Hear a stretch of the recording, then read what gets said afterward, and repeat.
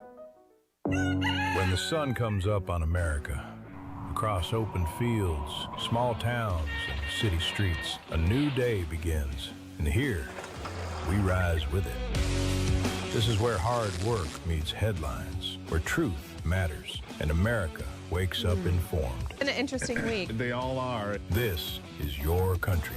This is your morning. This is Daybreak with Steve and Ivy Gruber. America, let's do it together. Love you, Ivy. Love you too. And it starts right now. All right, kicking off another brand new day. Glad to have you on board for the conversation as we get into it today. It is another brand new day here. We've got a lot to cover, as we always do. Going to cover some things we haven't covered before. Three big things to know this hour. Number one, a potentially devastating blow is delivered against Hezbollah by the Israeli military, killing scores of military leaders inside of Lebanon, as the focus on rooting out terrorists continues. Number two, the rumors about Supreme Court Justice Samuel Alito stepping down getting louder today, and President Trump says he's ready to fill a vacancy if it should become available. And number three, President Trump and his administration are not backing down from their public disagreements with Pope Leo. And I, for one, don't have a problem with it. Some people do. I don't, and I'll tell you why. When Pope Leo was chosen as the next leader of the Catholic Church, there were a lot of question marks about his political leanings. He was not even considered a contender. He was an American dark horse at best from Chicago, a registered Republican, apparently, but he has a long checkered voting history and a lot of left-leaning tweets, and so far has criticized President Trump more than he has shown any kind of support for him. That's true. His latest attacks have focused on the war in Iran, and instead of directing his condemnation toward the Islamic regime that slaughtered tens of thousands of its own people, he's directed his criticism, most of it, if not all of it, only at President Trump. He told reporters that the war is unjust and not resolving anything. Here's an example. I would simply say, once again, what I said in the Urbi message on Sunday, asking all people of goodwill to search always for peace and not violence, to reject war, especially a war which many people have said is an unjust war, which is continuing to escalate and which is not resolving anything. In fact, we have a worldwide economic crisis, energy crisis, situation in the Middle East of great instability, which is only provoking more hatred throughout the world. Okay. So come back to the table. Let's talk. Let's look. Yeah, all right. So is it escalating? Not that I can see. Is there a global energy crisis? Not so far. Global economic crisis? Not so far. Those are great exaggerations. Not accurate at all. If there's one thing that's always true about Donald Trump, it's that he does not pander. He does what he thinks needs to be done, regardless of how popular it makes him or doesn't make him. It's been his approach to this conference. It's been his approach to life. Right? Trump took to True Social to criticize the Pope, calling him soft on crime. Among other things, he didn't apologize. Reporters who wanted to get that gotcha moment, of course. There he is. We believe strongly in law and order, and he seemed to have a problem with that, so there's nothing to apologize for. He's wrong. The other thing is he didn't like what we're doing with respect to Iran, but Iran is wants to be a nuclear nation so they can exterminate the world. Not going to happen. Yeah. This wasn't the first time that Pope Leo and Donald Trump have criticized each other. Pope Leo criticizing Trump more, as you can tell. He's done it many times and has posted that God is never on the side of those who wield the sword and drop bombs. But now when asked about Trump's criticism of him, Pope Leo told reporters that he's not afraid of the Trump administration, that his priority apparently is the gospel and not foreign policy. Here's more. I have no fear of neither the Trump administration nor speaking out loudly about the message of the gospel. And that's what I believe I am called to do, what the church is called to do. We're not politicians. We're not looking to make foreign policy, as he calls it, with the same perspective that he might understand it. But I do believe that the message of the gospel, blessed are the peacemakers, is a message that the world needs to hear today. All right, so just wait a minute here. You cannot throw rocks and make comments on foreign policy and then run behind your pulpit and claim, oh, You don't do that. Well, quite clearly you do. You can't have it both ways, talk politics and then hide behind the pulpit to defend yourself against political blowback. Trump has every right to disagree with the Pope. The president is one making the difficult decisions. The Pope is not. The Pope had nothing to say about Trump being a peacemaker, by the way, when Trump served as the negotiator in 7 other wars around the world that he helped to end. No, the Pope was silent on all of those conflicts, and let's be clear. The Iranian regime is not a peaceful regime. There'd be no peace in the world if Iran possessed a nuclear weapon. None. So who's to say that Trump doesn't believe he's making for peace by eliminating that threat? You eliminate Iran as a threat to the Middle East, you stabilize the Middle East. Have you brought peace to the planet? You pushed it closer, I believe. Vice President J.D. Vance says that the Pope should be more careful when using theology to criticize the war effort. By the way, J.D. Vance, a Catholic, here he is. Number one, when the Pope says that God is never on the side of those who wield the sword, there is more than a 1,000-year tradition of just war theory. Okay? Now, we can, of course, have disagreements about whether this or that conflict is just, but I think that it's important, in the same way that it's important for the Vice President of the United States to be careful when I talk about matters of public policy, I think it's very, very important for the Pope to be careful when he talks about matters of theology. And I think that one of these issues here is that there has been, again, hey, random dude screaming, I told you I'd respond to your point. I just want to respond to this question first. But I think one of the issues here is that if you're going to opine on matters of theology, you've got to be careful. You've got to make sure it's anchored in the truth. And that's one of the things that I try to do. And it's certainly something I would expect from the clergy, whether they're Catholic or Protestant. Now, to move on. All right, random dude screaming. I just find that amusing. Like I said, Vance is a baptized and confirmed Catholic. But he's argued before that the Pope should stick to Scripture. Let the president deal with foreign policy. Better plan. Speaker Mike Johnson, a devout Christian himself, has also responded to the conflict, warning that if you wade into political waters, I think you should expect some political response. Now, my guess is that Pope Leo is your average Chicago liberal. So I'm not too shocked by his takes on any of it. But I don't need to take them on faith, all right? I don't need to get in line. Pope Leo's predecessor, Pope Francis, set a terrible precedent for cuddling up to progressive Democrats and turning a blind eye to their anti-Christian policies. That's concerning. The Catholic Church has reaffirmed over and over again that marriage is between a man and a woman, defended national sovereignty over immigration, upheld the ban on ordaining women as priests or deacons, and described abortion as evil. This is the Catholic Church doctrine. And despite all of that, they ignore their own teachings, it seems. Joe Biden called himself a Catholic, but opposed every single one of those positions that I just laid out for you. But he was never excommunicated from the church, and Pope Francis held lots of cozy meet and greets with him during his presidency. An open and proud advocate for abortion on demand that you should pay for up to the moment of birth. I had this conversation with some Catholics recently. How can the Pope do that? If the Catholic Church is opposed to abortion, how do you sit there and endorse people who openly endorse abortion? Fair question, isn't it? On theology. I'll have more after this.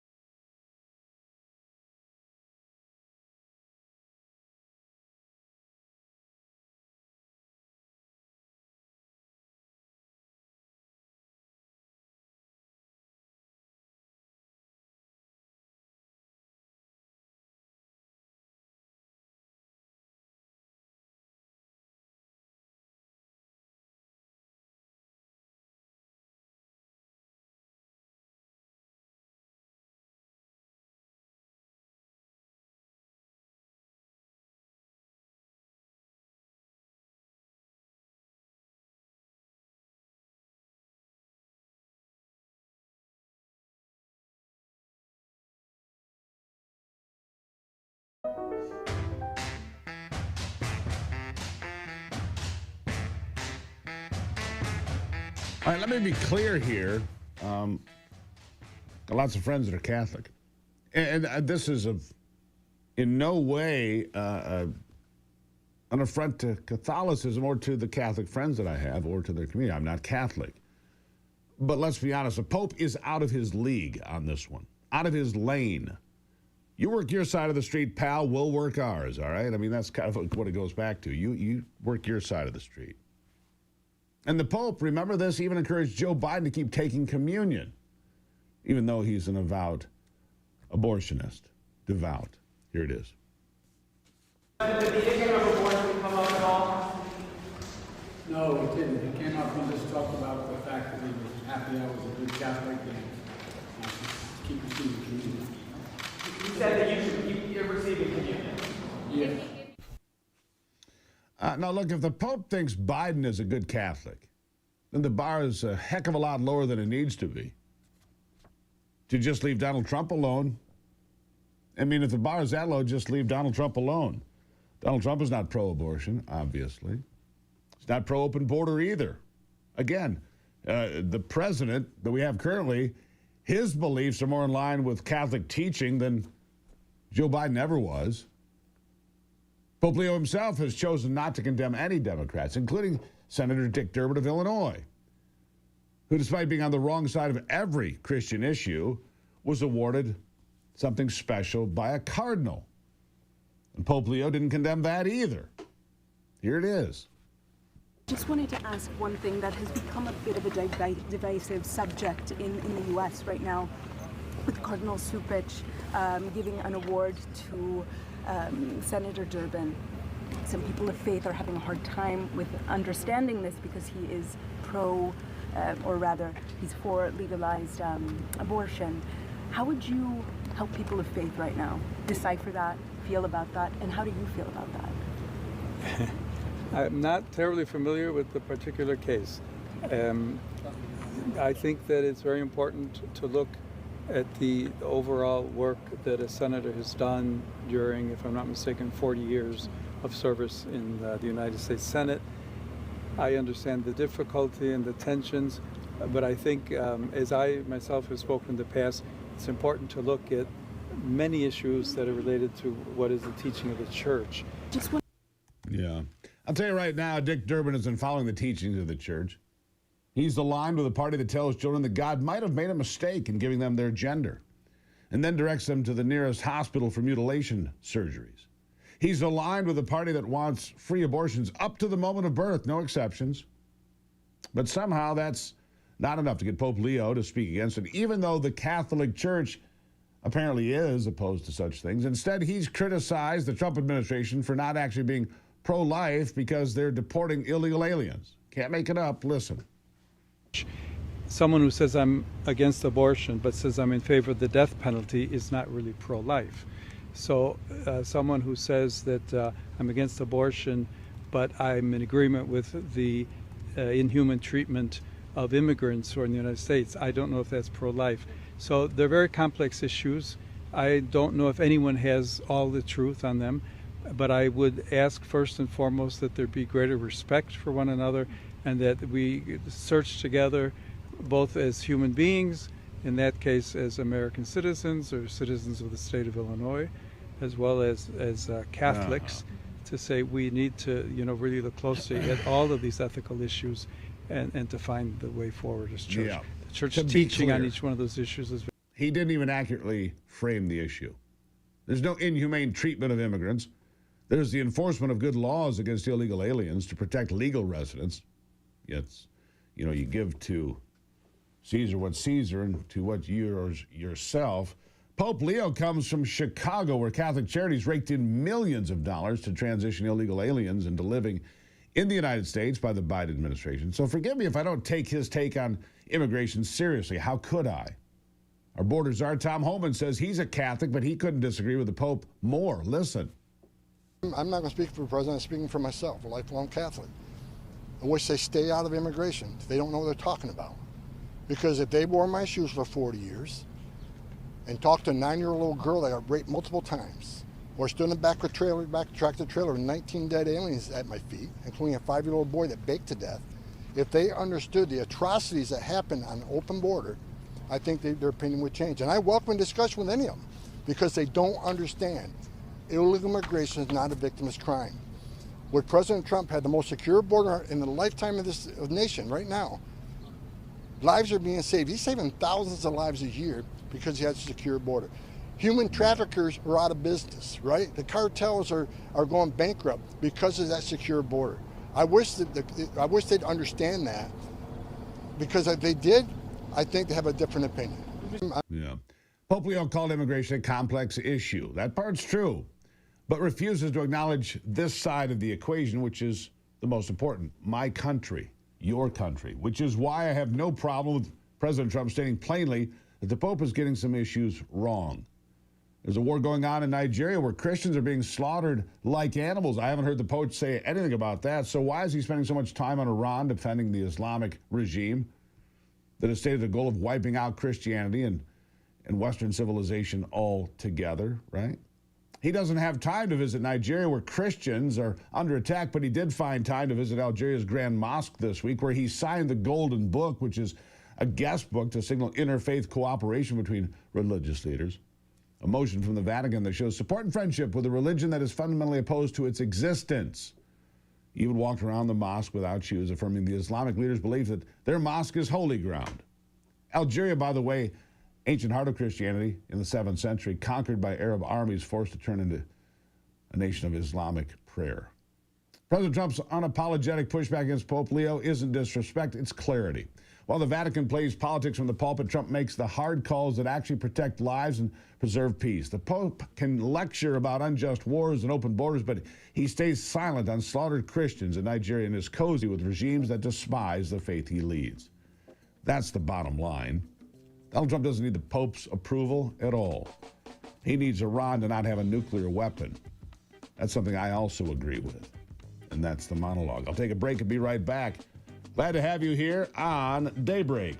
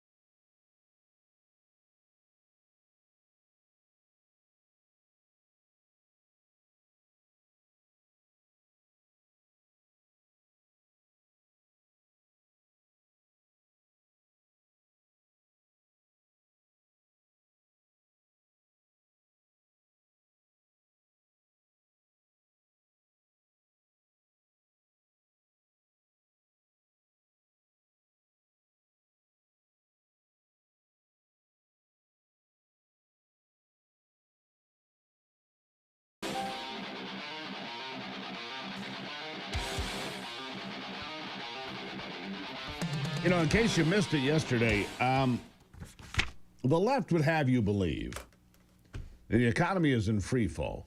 Everything's terrible. Well, the price of gas is up. That part's true. As a result of the spike in gas prices, as a result of what's happening in Iran, there could be an increase in inflation. But overall, things are pretty good. In fact, the stock markets, the S&P 500 and the NASDAQ both closed in record territory. The S&P 500 closing above 7,000 for the first time this week. All-time record highs. The NASDAQ above 24,000.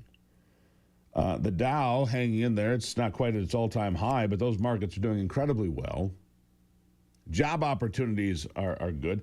These tax returns, bigger than they've ever been. The average tax return in America is over $3,500. The biggest tax return in Teton County, that's in Wyoming, by the way. The biggest average tax return in America in that county, over $15,000. The average tax return in Teton County, Wyoming. That's where Jackson is, by the way, Jackson Hole. So it's a wealthy county, but still 15,000 plus the average tax return. I mean, that get your tax return and go buy a car, potentially. Anyhow, so the stock market's closing at record highs. That's good news for everybody. Oil today is at $91. That's also good news. Means that, you know, the Strait of Hormuz thing is not creating any further problems for anybody, especially not at the pump. Didn't check gas prices today. Let me check that for you, because that's always a curiosity. Gas prices down again. 409, the national average. Got up to about 417 before it started coming the other way. So a week ago it was 416.6. So it was 417 a week ago. Now it's 409. This part of the program brought to you by Puro Clean's Veterans Initiative, Puro Vet, because life after service deserves an opportunity, ownership, and purpose. These folks put veterans to the front of the line. If you're a veteran and would like an opportunity to have your own reclamation restoration company, here's your chance. Puro Vet, it's all part of Puro Clean. Give them a call, 855-PURO-VET, or go to purovet.com, purovet.com. Get on board for your entrepreneurial ride. Good folks, by the way. I'll be right back.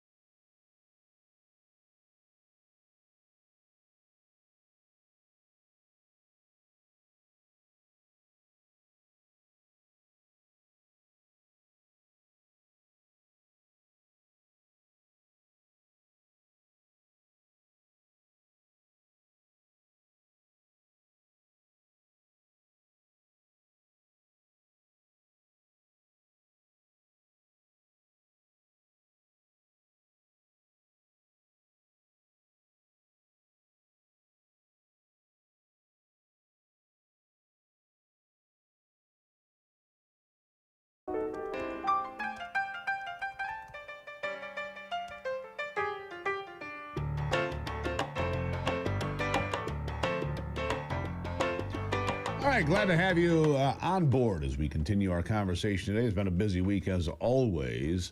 Have we had a dull week anytime recently? Because if we have, I've missed it. All right. One of the things to keep up is to make sure that you're taking care of yourself. We talk about health on this program all the time, as you know. My next guest has been coming on this program for years. Dr. Nan Hayworth, former member of Congress from New York, who was actually the first woman and doctor, first female doctor to serve in Congress. Can you imagine? Nan, nice to see you again. Very nice to be with you, Steve. Yeah, good to have you here. It's been a bit, but like I said, for years, probably 10 years now, you've been coming on this program. Oh, yeah. Anyhow, the White House had a Make America Healthy Again meeting, and this is, I cannot overstate how important this is to me. I'm just going to go back a few weeks to when they took the food pyramid and threw it exactly where it belongs, which is in the garbage. They turned all of this stuff on its head. When they took and said, you know what, we're going to bring whole white milk back to school cafeterias. And of course, they got attacked for that being racist, which is the silliest thing. But anyhow, making America, we can't deal with mental health right now. Make America healthy again is a really important thing. Eating real food again. You know, there's some things I don't agree with RFK Jr. on, but all of the things I just said, we endorse completely here. What are your thoughts?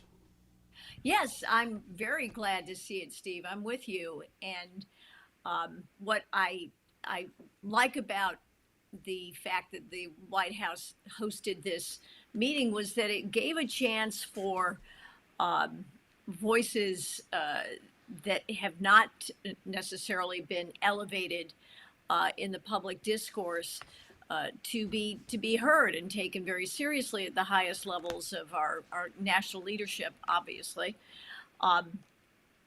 So it's an emphasis, as you said, on returning to a model of nutrition that acknowledges that the diet that human beings generationally thrived on for not just generationally but millennia actually makes a lot of sense, and we've made a lot of mistakes in the past century in the United States about how we've been told, especially in the past 50, 60 years, about what we were told was good for our bodies versus bad. So one of the problems we have, of course, is it really is, speaking as a physician, an obesity epidemic. And one of the other things that I like about the emphasis on health holistically is that we're talking about making food choices that will help us to have a better body weight. I have a family history of metabolic syndrome, diabetes, hypertension, and one of the things that I do, and recent research has actually supported this, is that when we do have technology that helps us, that can be a very good thing. So, for example, let me ask you about a couple things here. Sucralose. First of all, two things. First of all, I think sugar is poison. All right, and I've talked about that on this program a number of times. Not, a little bit of sugar here and there is fine. But the mass quantities of sugar consumption in this country is killing us. When you have 20% of your elementary kids, not fat, obese. 20% of your kids in elementary school are obese, right? It's frightening. So yesterday, Ivy and I, on our podcast, Forgotten America, talked to a new gentleman, Dr. Leonard Sachs, and I found this to be fascinating. I want you to consider this. He said, when we grew up, he's about my age, your age, Nan, whatever. He said, you grew up, mom put out dinner, there it was. Today, mom puts out dinner, and the kids go, I don't want to eat that. Dad's instantly on the phone calling for a Domino's pizza. When you let 12-year-olds decide what's for dinner, they get fat, he said. When mom puts out healthy food for dinner and you don't argue with your 12-year-old, which you shouldn't in the first place, you make healthy choices. He said, part of the obesity problem in America is a failure of parenting. What are your thoughts? I do think there is an element to that, no question. It's challenging to be a parent in the modern era, especially with the influence of social media. But what you're talking about, Steve, in a certain measure, is the excessive amount of carbohydrates in our contemporary diets. And that, again, has been exacerbated by nutritional guidelines like the ones, as you rightly said, the food pyramid that was carb-based, essentially, that President Trump and Secretary Kennedy threw out and inverted. What we should be emphasizing is that carbs can definitely have an energy role in our diets, especially for kids, but that it's far better for us not to consume excessive sugar, not to consume excessive simple carbs. And yet, a lot of us have a challenge. I know I do. I like sweetness. And I have a family history of diabetes, high blood pressure, metabolic syndrome, obesity, the whole thing. So one of the ways that I make sure that I can stay a very healthy weight and eat a healthy portfolio of foods with minimal carbs is to have artificial sweeteners like sucralose, which a recent study called the SWEET Study, very recently published, showed can actually help gut health and weight. So I think it's great that in the United States, we can have access to advances that do help us maintain that healthy weight and have the knowledge base in place at the highest levels of our government to guide healthier food choices overall. Yeah, here's how I cheat. I'm going to tell the folks how I cheat. I've got this app on my phone. The electronic devil can be helpful sometimes, that phone of mine. But I've got this app called Yucca, Y-U-K-A, and you can go through the store. And as you go through the store, you can click the code on the box, the UPC code. Bam, it'll tell you what is in this particular product, whether it scores well and what the ingredients are and so on. And it's kind of a fun way to shop, too. For me, I'm fortunate insofar as Ivy, from the day that I met her a long time ago now, has always been focused on quality food, the fewest ingredients possible, the shortest distance between the field and your table, always better. Right, Nan? Always better. Keep it simple. Right. Keep it simple. Yes. All this over-processed stuff with all the sugar and the salt and the nonsense. Right. Skip that. I am so proud of Bobby Kennedy. I am. He's done more to change the American dietary approach than anybody in my lifetime, and I think that's a good thing. I'll give you the last word. Yes, I agree with you, Steve, and I want to see this especially implemented in our schools. As you say, fresh foods, whole foods. This is the way certainly my parents ate. I can't even say I ate that way. The kids in the 60s ate a lot of junk. Yeah. and I did too. So Secretary Kennedy is at the forefront of the movement to have kids and all Americans eating healthier, eating healthy again. Right. And that will lead to far better lifelong outcomes for us. Yeah, no question. Nan Hayworth, so nice to see you. Great to be with you, Steve. You come really back appreciate anytime. Your voice. I appreciate Thank you. For a long time now. Dr. Nan Hayworth, always a pleasant conversation with her. And remember, keep it simple. Get rid of the sugar, get rid of the garbage, get rid of the preservatives. The shortest distance between the field and your table is always best. My bread has 4 ingredients. Think about that, 4. I'll be right back.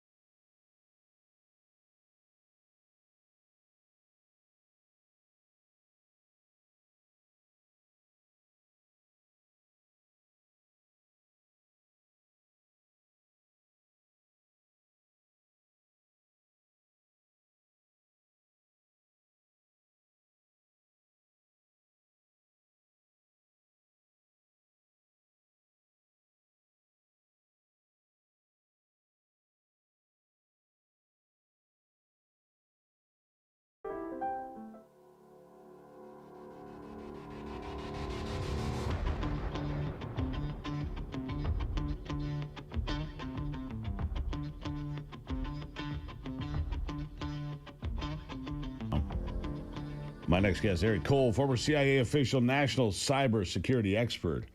Looking at what's happening in Iran, it's been fairly quiet for a number of days now as the ceasefire seems to be holding. The United States, excuse me, controlling who goes in and out of the Strait of Hormuz, it appears. Eric, welcome to the program. Thank you for having me. Glad to have you here. The military blockade of Iranian ports and shipping seems to be working. Iran's losing about $400 million a day. That would equate to about, $13-14 billion a month if it persists. The problem that Iran faces is, we're 4 days into this. They've only got about 2 weeks of storage for oil. If they don't find a way to store oil or keep the pumps going, they run into a long-term permanent problem, because once an oil well stops pumping, you don't just restart it. It doesn't work that way. It fills with brackish water. It becomes contaminated. You can't just start pumping oil again, right? That is absolutely correct. Yeah, this war is about pressure points. And we originally thought that bombing key infrastructure in Iran was a pressure point, and it wasn't. But what we're realizing is it's all about the oil. It's all about the economy. And I think we finally now hit a pressure point with Iran where now they realize, okay, we're serious. The problem is we're thinking that Iran's going to react rationally, and they never do. And that's my big concern. Every time we think we're on a good path and we're going down it and Iran's going to comply, they always do something out of the ordinary to cause harm to America or citizens. Yeah, well, I'm going to disagree with you a little bit, because quite clearly our strikes on infrastructure destroyed their Air Force, destroyed their Navy, destroyed their ability to do much of anything. Now, they can sit there and posture and talk about how they've got the Strait of Hormuz filled with mines, but nobody's found one yet. My guess is they're lying at this point. They're not telling the truth. We've got Navy destroyers out there that have mine-seeking ability. We've got underwater drones that have mine-seeking ability. We're controlling the ships that come and go. Iran doesn't really have any cards to play. Now, I agree with you. Iran does one thing exceptionally well: lie. And they've done it for 47 years. But right now, they have no cards that I can see. And America controlling the Strait of Hormuz puts Iran in a terrible position. Nobody else. We've been talking to China. China says they're not, apparently, according to the White House, not going to send any more military gear to Iran. China wants that oil to come. Well, guess who controls that? We do. Your thoughts on that? Yeah, the one card they do have, and they've illustrated that they're very effective at it, is the cyber card. If you remember several weeks ago, with the war going on, they struck a provider of medical supplies, Stryker, in the United States, which once again, short-term, small impact, but it's now having a big impact. I have a lot of friends that are doctors in the medical field, and they're like, supplies are not coming, transplants are being postponed. So that was an impact. They then also went in and targeted the head of the FBI, his personal email. So I think we have to realize the only card that Iran really has left is the cyber card, and they do have effective cyber weapons. So the concern is, if this continues to escalate and Iran does not think they have any other options, what other cyber attacks are they going to start to launch against the United States? Yeah, I'm not sure what their abilities are. That's the thing. Nobody knows what their abilities are. But it would seem to me, Eric, that if they had capabilities, they would have rolled them out already, because their backs are against the wall. They've been pounded since the 28th of February. Like I said, their Navy has been sunk. Their Air Force has been blown out of the skies. They have the IRGC, 600,000 people, give or take, spread across 31 provinces. That's my question. Where is the IRGC really? Have they melded back into the general population, as these things often happen, or are they somewhere else? Because they've posed no real ability. I mean, we hear a lot of threats, and you go back 2 or 3, 4 weeks, and there were, bombs falling in Oman and UAE and in Saudi Arabia and elsewhere. Haven't seen that in a number of days. Now, there is a ceasefire, but that notwithstanding, I just feel like Iran is really got their back against the wall. Last word to you. I agree with you. I mean, we're definitely putting them in the corner, but the concern is, when you corner someone like Iran, are they going to comply, or are they going to lash out and cause harm? And you're right, they have been trying cyber attacks and they haven't worked. But the unfortunate part with cyber is it only takes one person to click on a link or one weak server. So we just all have to be very, very vigilant and recognize that if the only card left in their deck is cyber, we have to all be vigilant in protecting ourselves, our families, and our country. All right. Greatly appreciated, sir. Thank you for being here. We'll keep an eye on it. We don't want to have any problems here at home. Stryker, of course, a company not too far from where I am. Yeah, limited attacks so far. But yes, is there the possibility that we could take a hit? Yep. I saw a guy that I was talking to on the internet saying his concern is that the electrical grid gets hit. I can appreciate that. His concern was that a lot of people would die if the electrical grid was shut down for a number of days. Maybe they would, maybe they wouldn't. But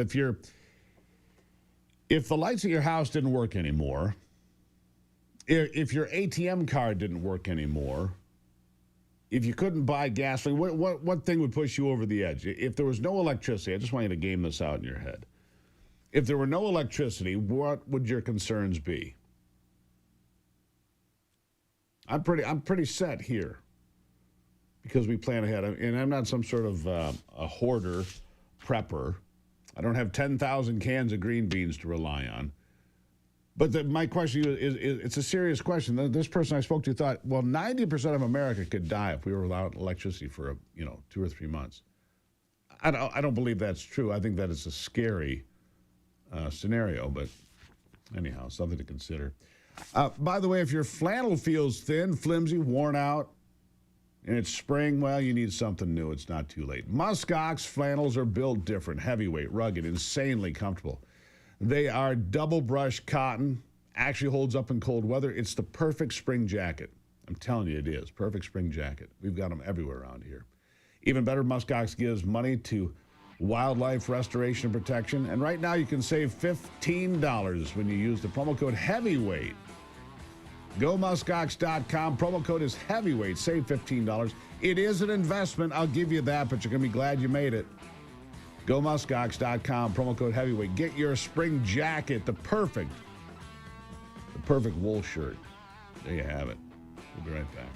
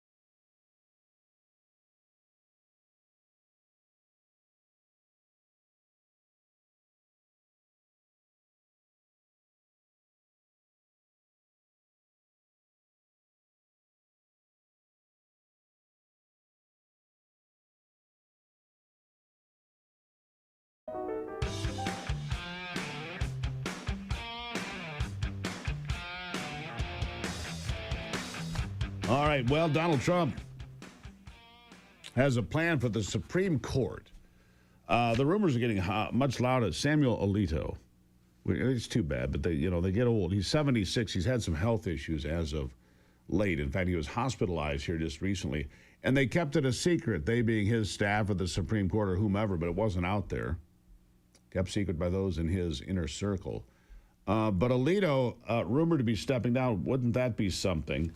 It would mean that Donald Trump gets a fourth pick for the Supreme Court, and if Clarence Thomas steps down, and I think Thomas is 79 or 80. I think Thomas is the oldest in the Supreme Court.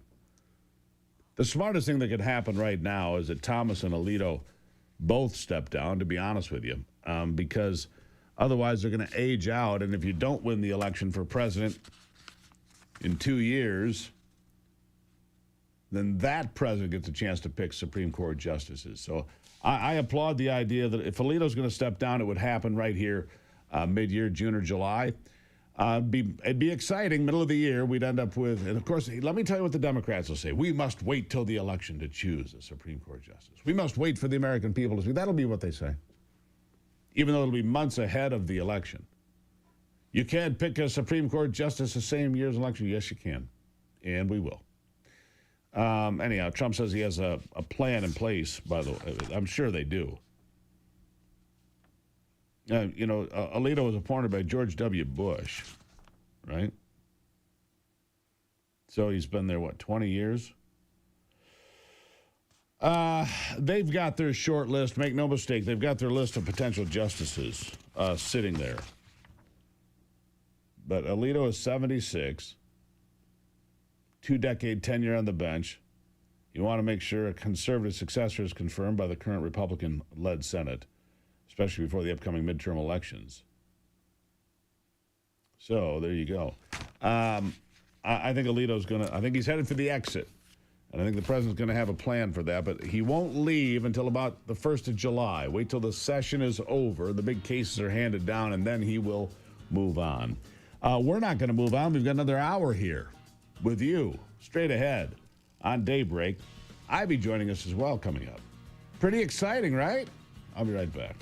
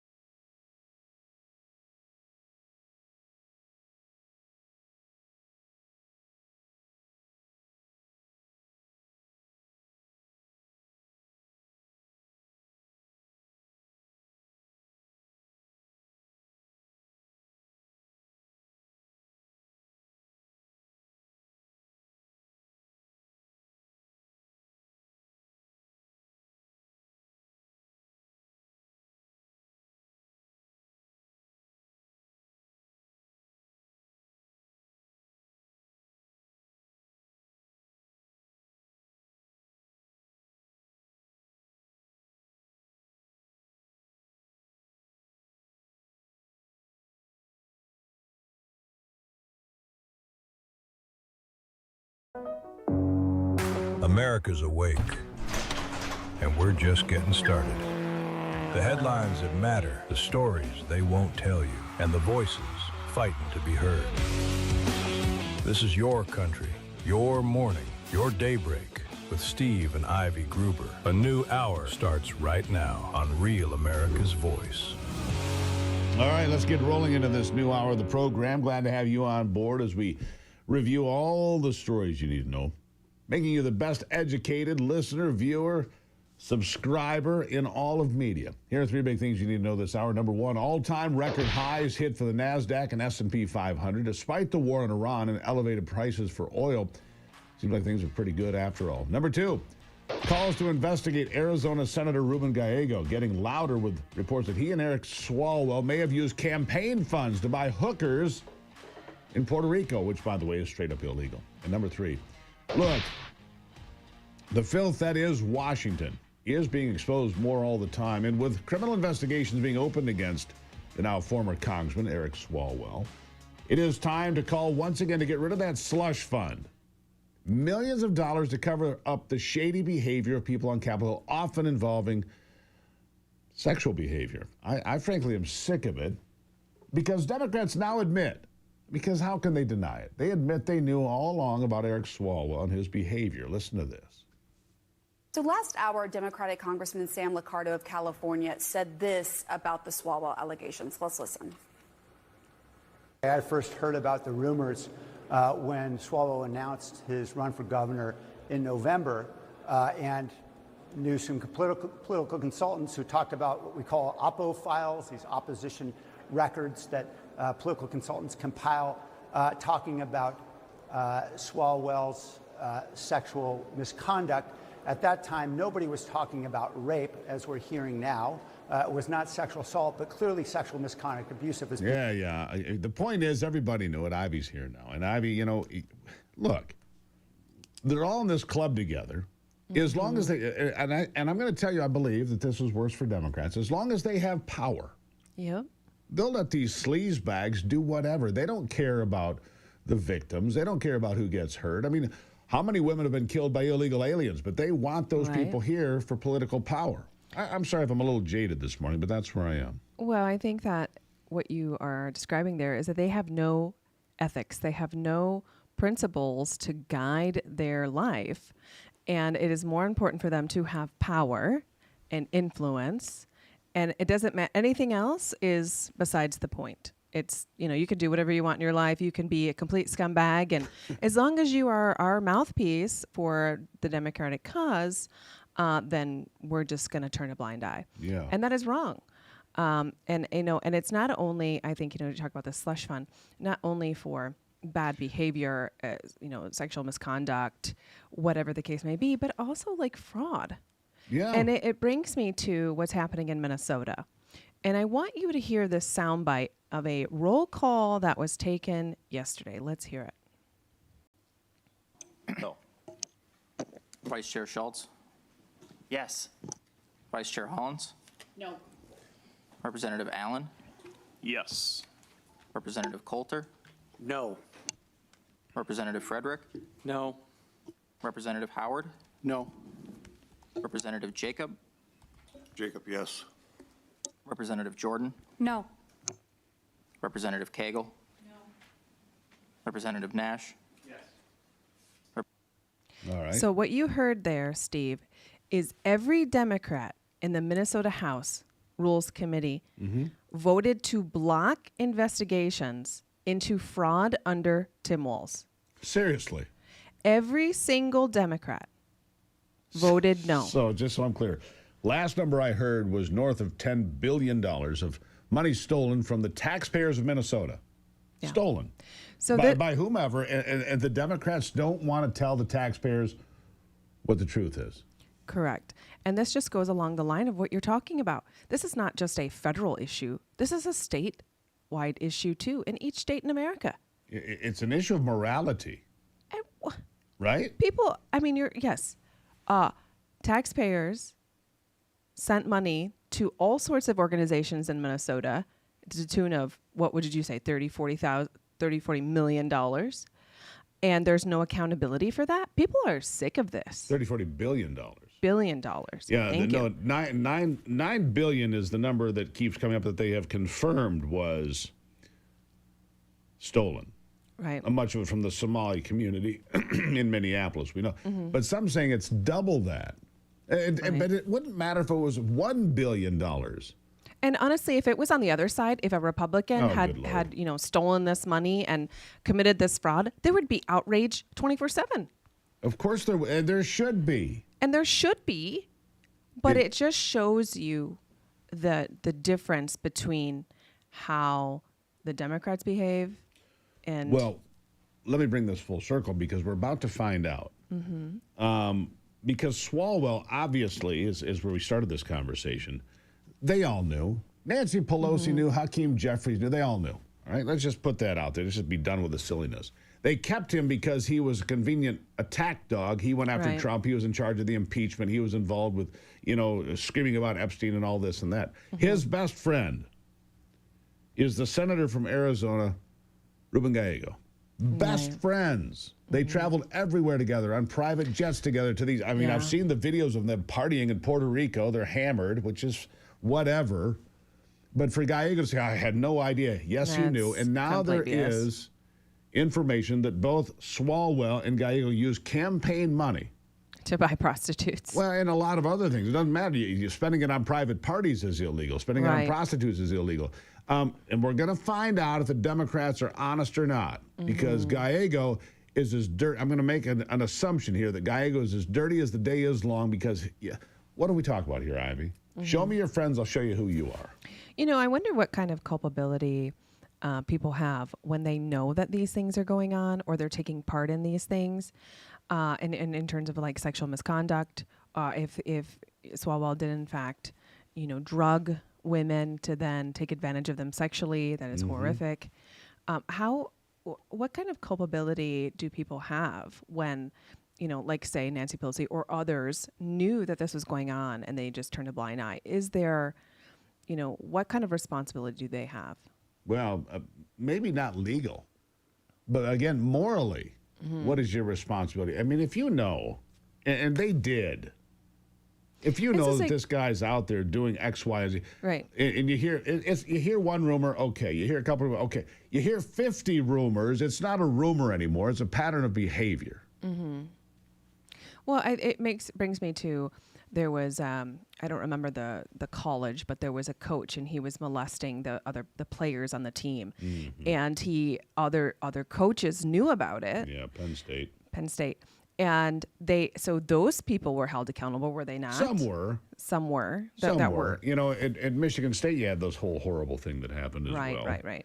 With Dr. Nasser. I want to, if I can, just switch gears really quickly here, if I have time. 40 seconds. I don't have time then, but I would say so. Sorry, it's okay. Doing my best. Bill Maher, actually, I had pulled a bite from him, and he was talking about that our young people today just don't understand how good they have it. No, they don't.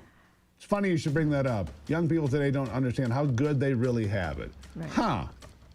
Isn't that something? Yes. They have it really good and complain about their perfect lives. Right. Yeah. Well, listen, Steve, I appreciate you, and I love you. I appreciate you, too. I love you, too. Thank you. Young people need to have a little bit of discomfort in their lives. They have it way too... food on every corner, smartphones, instant delivery. Yeah. I'll take a break on Daybreak.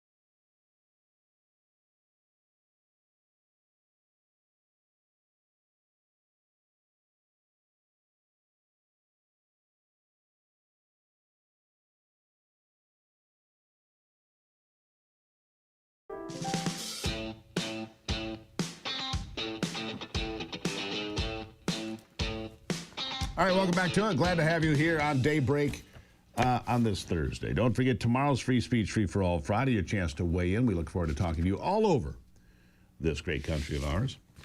All right, now I welcome in Dr. Kathy Sarvis, nationally recognized wellness strategist and educator with over 3 decades of experience empowering women to elevate their health, confidence, and performance through science-backed, results-driven strategies. Doctor, welcome to the program. Thanks for having me, Steve. I'm thrilled to be here. Glad to have you here. Look, we've talked about this for decades, we being the American people, for example. People on this program talking about the health. Sun damage, dark spots, aging, all these things, damage to the skin. We used to slather on this, this baking butter, whatever they called it back in the 70s or 80s, over time does a lot of damage, doesn't it? It does. It really does. So one of my favorite products for skincare that I have recently found is an amazing company called Purance. They are an organic skincare brand who's been turning heads in Elle and LA Weekly. To date, they've helped over 60,000 women fall in love with their skin complexion again. Purance delivers clean, organic skincare without harsh preservatives, which I totally love. So you take care of your skin. Because one of the things that I've been reading about and watching videos about, a lot of these lotions or sunscreen products, maybe not the best for your skin, maybe not the best for your skin health. Am I wrong about that?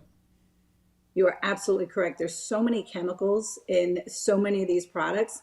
So one of the things I love about Purance is the natural aspect to their products. And one of my favorites is their Cellular Restore Serum. It features a gentle alternative to retinol called bakuchiol. In a small focus group, 92.9% of women saw fewer wrinkles after just 3 weeks of applying Cellular Restore Serum. So you're getting similar benefits as retinol, but without the redness or irritation. Then there's Cellular Hydration Serum, which contains tremella mushroom. Tremella hydrates the deepest layers of skin better than hyaluronic acid. It's such a fantastic moisturizer. They also have Lift and Glow Organic Eye Cream. Listen, if you want to lighten the appearance of dark under eye circles and restore a radiant complexion, then you'll love Lift and Glow. And then finally, they have Even Glow Serum. Even Glow features Kakadu Plum, which delivers 100 times more concentrated vitamin C than oranges. Even Glow works wonders for reducing dark spot appearance. Sounds like they have a whole system here, Doctor. One step, another step, another step. It's just a complete strategy for skincare is what it sounds like to me. They truly do. And right now, for a limited time, you can save 35% on all Purance products. Simply go to Purance.com and enter coupon code EARLY at checkout. Every purchase is backed by their industry-leading 365-day money-back guarantee. All right. Well, that sounds terrific. Hey, by the way, just one question here. You keep talking about how it's great for women. What, am I out in the cold here? No, you know what? I think it's great for all of us. I tend to find that mostly women are focused on their skin, but men, it's great for you as well. And Steve, it'll be fantastic for you. I'm just checking. Thank you, Doctor. I want to make sure that I wasn't being left out of the party. All right. So sun damage, dark spots, aging, Purance. You can find out more. And by the way, there's a coupon code EARLY. You can save 35% today. It's at Purance.com. That's PUREANCE.com. PUREANCE.com. Enter the coupon code EARLY. You will save 35% on your order today. So there you have it. Doctor, thank you for being here. Thank you, Steve. Have a good morning. Yeah, and so far, Purance has helped over 60,000 women and a few guys to fall in love with their skin again. Purance delivers clean, organic skincare without harsh preservatives. Their Cellular Restore Serum features a gentle alternative to retinol. And in a small focus group, 92.9% of women saw fewer wrinkles in just 3 weeks by applying the Cellular Restore Serum. Their Cellular Hydration Serum contains tremella mushroom, which hydrates the deepest layers of skin better than hyaluronic acid. Then there's Lift and Glow Organic Eye Cream. If you want to lighten the appearance of dark under eye circles and restore radiant complexion, this is it. You're going to love all of this. Lift and Glow. Finally, they have Even Glow Serum. Even Glow features Cacadum plum, which delivers 100 times more concentrated vitamin C than oranges. Even Glow works wonders for reducing spot appearance. All of it. And you can get it now 35% off pureants.com. You simply go to pureants.com, enter the promo code early, and you're off to the races. All right, there you have it. So, back to where we were. I want to go back and shift back a little bit to what Ivy and I were just talking about. Because the idea that these people in Washington have no idea what's going on, it's not believable. It's simply not believable. And Jonathan Turley, one of my favorites over the years, really called it out here recently. Listen to this. Been one of his most vocal critics for years, and you have Democrats now calling him a monster, but very few people in the establishment of the media want to talk about who created that monster. And the fingerprints are rather obvious. I would include in that list Nancy Pelosi. He actually cited Pelosi as his mentor. She was the one who rescued him in 2020 when the Fang scandal came out, where he's accused of having an affair with a accused Chinese spy. It was Pelosi that intervened and said, I have no concerns about Eric Swalwell. When people said, at least take him off the House Intel Committee, she said no. She actually intervened and said he's going to stay on that committee. And she now says that she had no idea. Well, these allegations have been around for years. He was a loose cannon in Washington, D.C., but he had a purpose. You know, he was that attack dog straining on the leash. And the person holding that leash, I view as Nancy Pelosi. Man, what an indictment that is, right? Bam! What an indictment. An attack dog straining at the leash, and the person holding the leash is Nancy Pelosi. I agree with that. All right, we'll take a break and be back. It is Daybreak.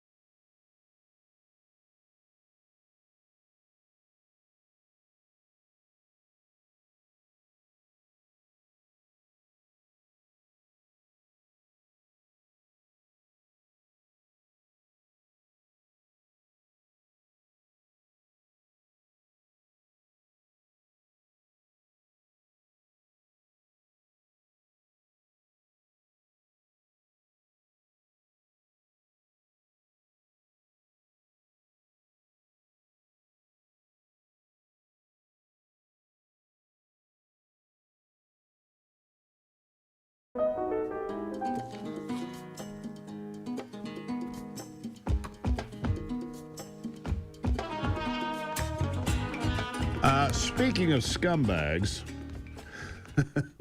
we have been speaking of scumbags, right, Anthony? Yeah. Yeah. I mean, honestly, in the days of old, a Swalwell wouldn't have to worry about him going to jail or to prison. They'd just go beat the hell out of him. I mean, honestly, if you're a scumbag like that, just beat the hell out of him, you know. But the good old days are not here anymore, right? But speaking of scumbags, Hunter Biden. You remember him, right, Anthony? Hunter Biden, your hero. Now living abroad, legal troubles are mounting for poor Hunter. Can't pay his attorneys. But apparently, I don't know where he lives exactly. His attorney, Barry Coburn, disclosing that Hunter Biden's current living situation is this. Mr. Biden lives abroad. He cannot pay his current lawyers. Nobody's sure where the 56-year-old has gone, but his wife, Melissa Cohen Biden, is originally from Cape Town in South Africa. Melissa Cohen Biden, and they were recently visiting Cape Town. So maybe he ended up in South Africa. I don't know. I've been to South Africa a couple times. Never went to Cape Town. Was in Johannesburg and elsewhere, but never made it to Cape Town. Here it's a nice city. Maybe it's a nice place to hide out if you're a former first son that owes thousands and thousands of dollars to your lawyers. Potentially. He was in Santa Ynez, California over Easter weekend, but now he's gone again. The information submitted in a Washington, D.C. courtroom by Winston and Strawn. They recently represented him in a series of criminal cases that drew intense scrutiny. According to the filings, the former first son has not paid a substantial portion of the fees owed to his legal team. He reportedly has limited financial resources and also cannot afford to hire specialized professionals to assist with the lawsuit, citing instances that Biden manually hand-searched his own emails to locate relevant documents. Gosh, he had to go look for his own emails? Oh, the stress of it all. Please.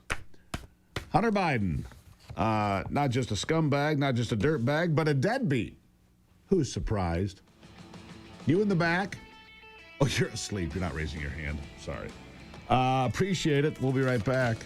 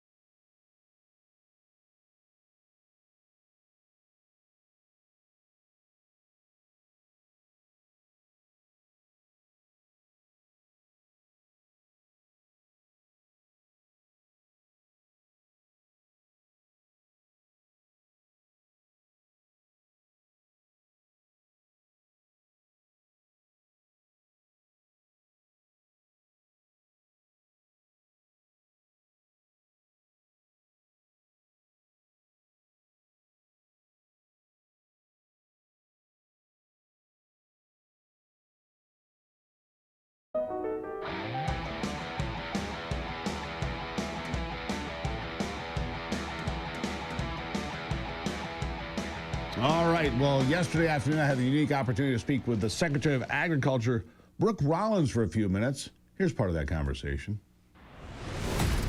Let me fold in one other cabinet member that I think goes hand in hand with what you're doing, and that's Robert F. Kennedy Jr. And the reason I say that is a return to real food, a return to the real food pyramid, whole milk in schools, real food on the table, helping America to eat healthy again. And where does that start? Starts in your department with the farmers, doesn't it?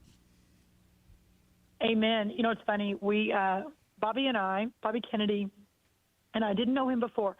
As you know, a lot of our cabinet came from the America First Policy Institute, which was the policy organization that I founded walking out of the first Trump White House. And then those that weren't part of AFPI, we sort of knew each other from other things. Either they served on the Hill or we worked together in the first Trump term. The only one I literally had never shaken his hand was Bobby Kennedy.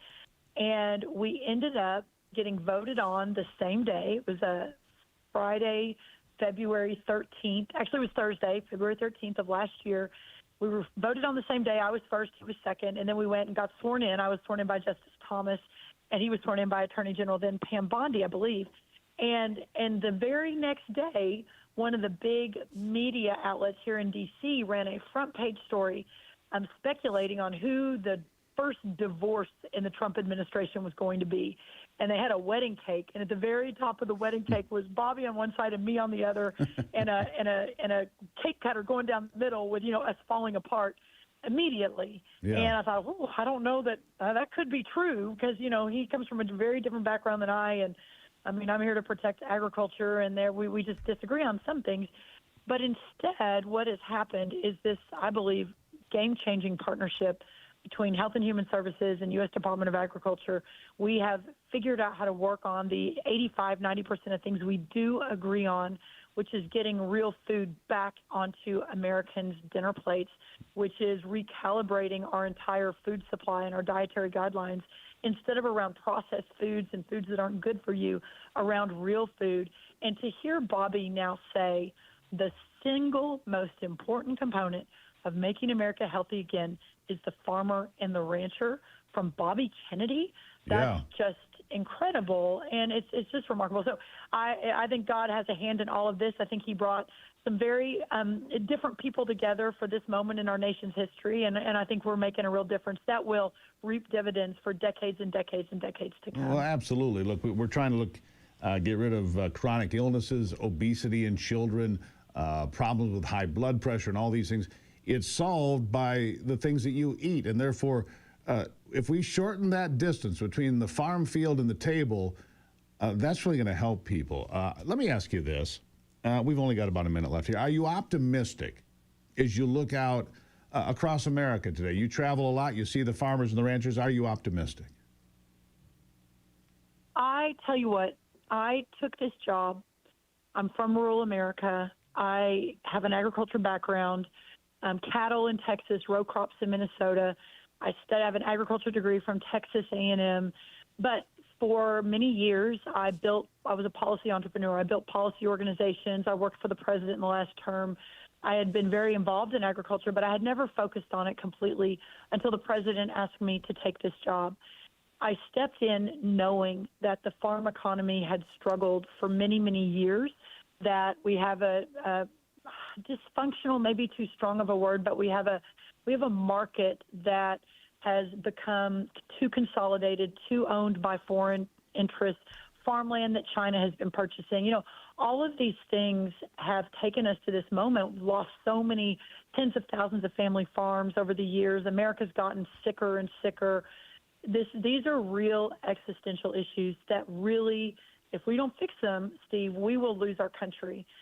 But having said all of that, kind of laying out how challenging these times are for our farmers and ranchers in rural America, the infrastructure that we are putting in place to solve for that, whether it was in this Working Families Tax Cut Act, opening 18 new trade markets with 18 new trade deals, fighting for things like 45Z in a domestic market. We had the seafood office at USDA open today. Never before has USDA focused on seafood, our farmers of the sea. And as a result, they have been crushed by Russia and China, by wind energy that's crushed their fishing areas out in the sea. We've got the timber farmers that have been completely obliterated by the radical left agenda. all of these things we're now changing here at USDA, while at the same time bringing the cost of inputs down and deregulating. Why can't a farmer fix his own tractor? Like, that is literal insanity, that there's a federal government that is telling a farmer, sorry, you've got to take your tractor in and let somebody else work on it for $30,000 versus being able to solve it yourself. Or the diesel exhaust fuel rule, or NEPA, right? Oh, sorry, that water pond you put in over there to water your cattle, the federal government is now going to put you in jail because you didn't get the right permission, even though it's the size of a conference table. I mean, our federal government has literally lost its mind, as we all have seen. That's why I think President Trump resonated so compellingly to America in 2015, 2016, 2020, and then certainly in 2024, winning every swing state and winning the popular vote, which most people didn't think a Republican would ever win the popular vote again. But he did, and it was on these issues.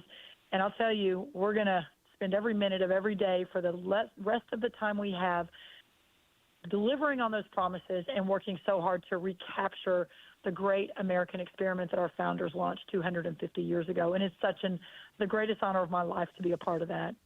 Ex-Secretary Brooke Rollins, it's been an honor to have you here today. It is such an important endeavor.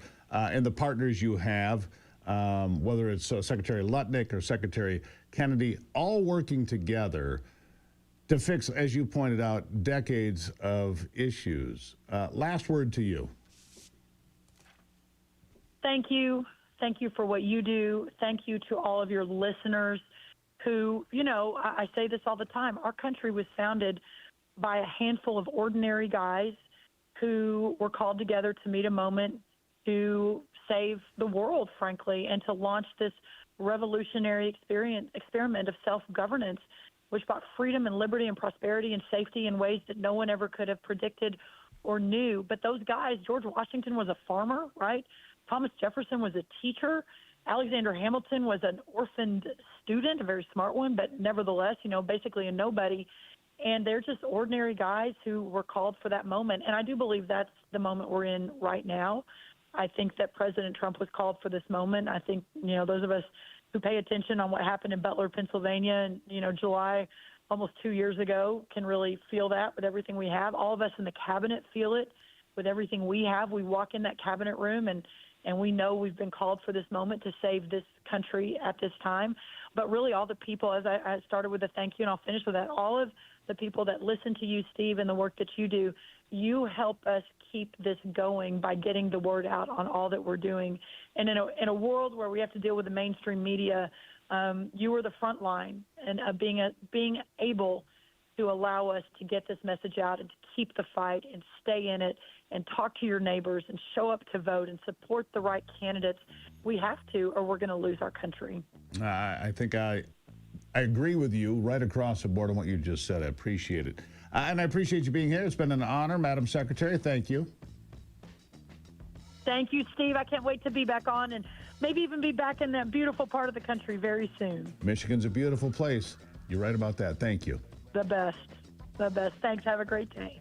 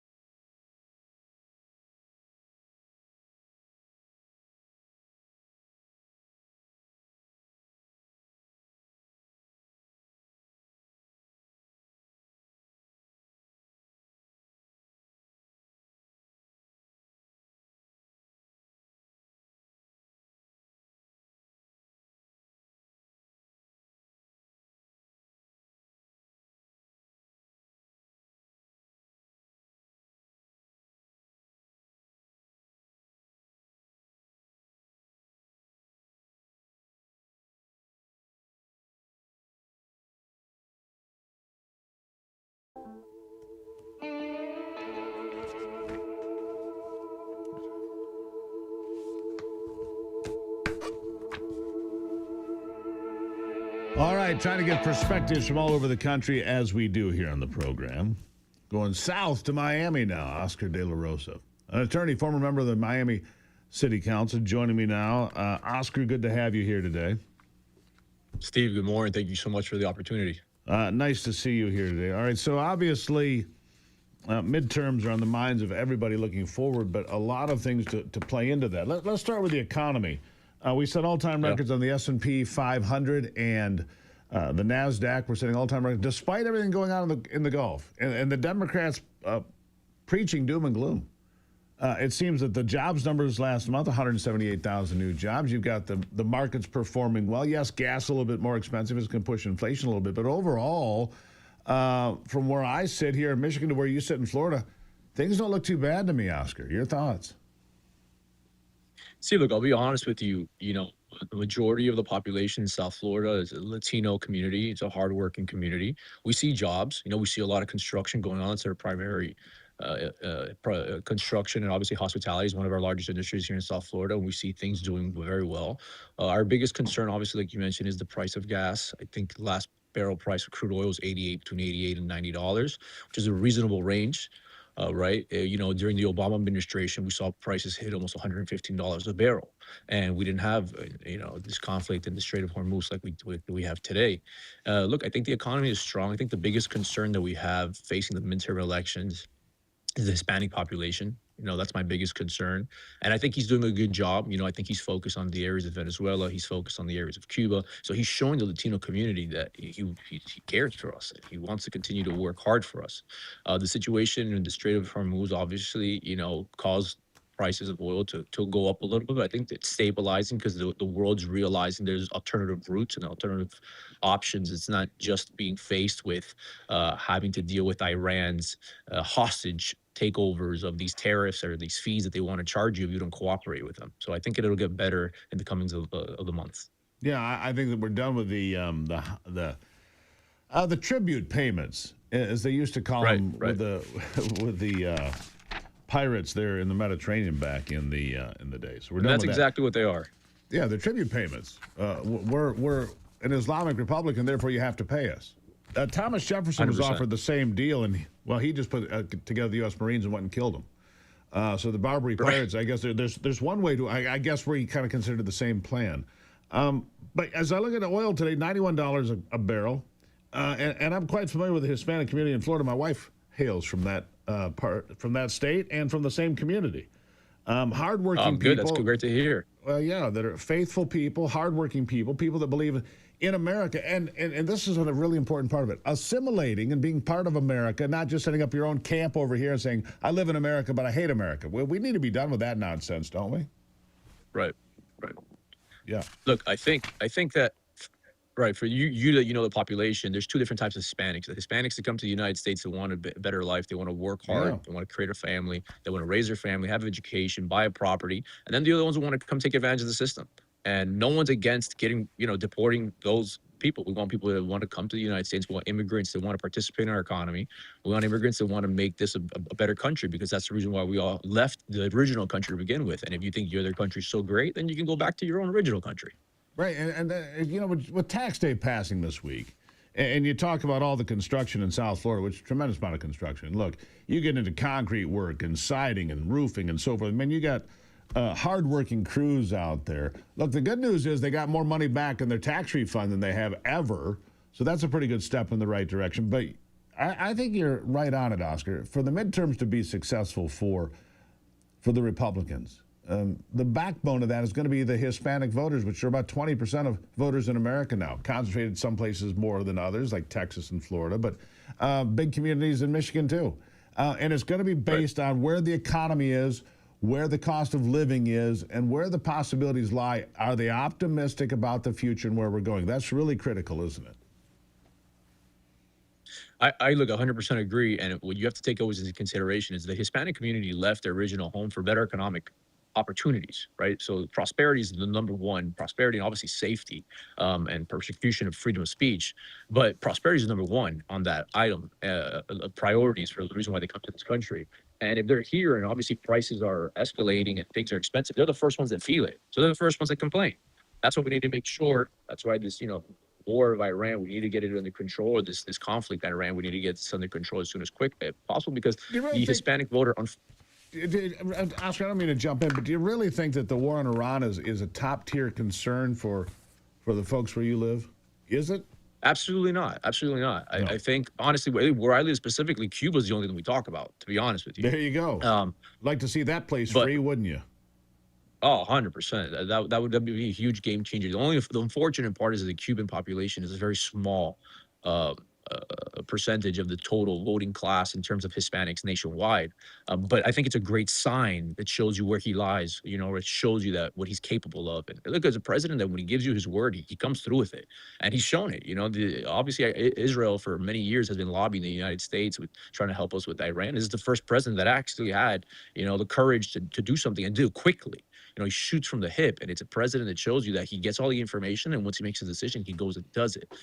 We stand by the decision he made in Iran. I think it was the correct decision, to be honest with you. You had to get rid of that, the Ayatollah. They could not have a nuclear weapon, absolutely under no circumstances. Now it's just a matter of cleanly and quickly getting out of that region. Yeah, I think Cuba. Look, I thought it would have happened by now. I think they're teetering down there. I think it would be lovely to see that island free again.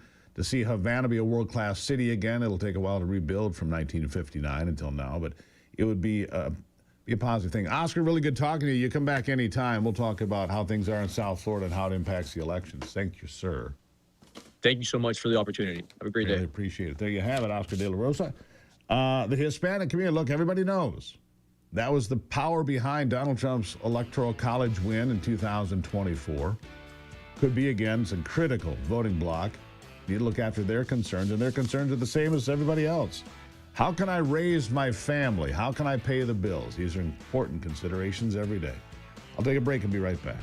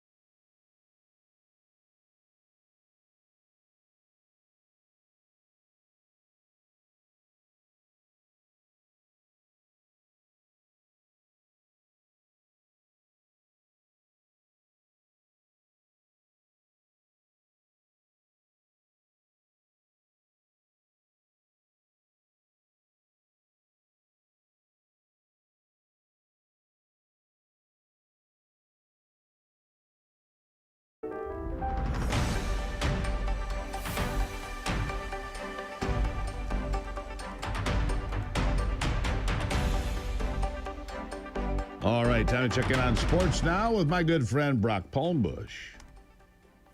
With a look at sports, I'm Brock Palmbush. The NBA's play-in tournament continued last night. In the East, the Philadelphia 76ers clinched the 7th seed with a 109-97 victory over the Orlando Magic in Philly. Tyrese Maxey led the Sixers with 31 points, who will now face the Boston Celtics in the first round of the playoffs this weekend. Orlando will host the Charlotte Hornets for the 8th seed tomorrow night. Out west, the Golden State Warriors eliminated the Los Angeles Clippers with a 126-121 victory on the road in the 9 versus 10 matchup. Steph Curry led the Warriors with 35 points. The Dubs will head to Phoenix to play the Suns tomorrow night for the 8th seed out west. In Major League Baseball yesterday, a full schedule. American League winners included Boston, Detroit, and Houston. National League winners included Atlanta, Milwaukee, and the LA Dodgers. In the NHL, there were 6 games. Winners included Florida, Ottawa, Chicago, and Vegas. That's a look at sports. Back to you, Steve. All right, Brock, thank you for that. Now, look, coming up in the next hour, you may have missed this, but I can tell you this is an interesting thing that the articles of impeachment have been begun against the governor of Minnesota, Tim Walz. You thought I was going to say Trump, didn't you? No, not well. I mean, they'll try to impeach Trump 27 more times. If the Democrats get the House next week, they're going to vote in Virginia on rigging the elections in that state for Congress, right? It's fine. They're going to, you'll have the entire eastern seaboard of America with no Democrats. With no Republicans and only Democrats. And that's pretty frightening. They want one-party rule, and then they want to change the rules so that nobody else can ever get voted in. That's it. It's the game. It's what they're doing. Make no mistake. It's how it's being played. At any rate, glad to have you here. You can find out more at stevegruber.com. Follow me there. Follow me on all the social media platforms. And Ivy, too. Look up Steve Gruber. Look up Ivy. Ivy-E-Y, by the way. Look her up, too. She'll be joining me for more conversation coming up in the next hour. All the social media platforms. And don't forget YouTube. New episodes of Forgotten America. Out every week, every Monday. Great stuff. You're really going to like it. People listen to it think it's really good. There it is. I'll become a free subscriber right here. Yeah, right here. Anyhow. Or just search Steve Gruber. Or just search Steve Gruber. Search me. More after this.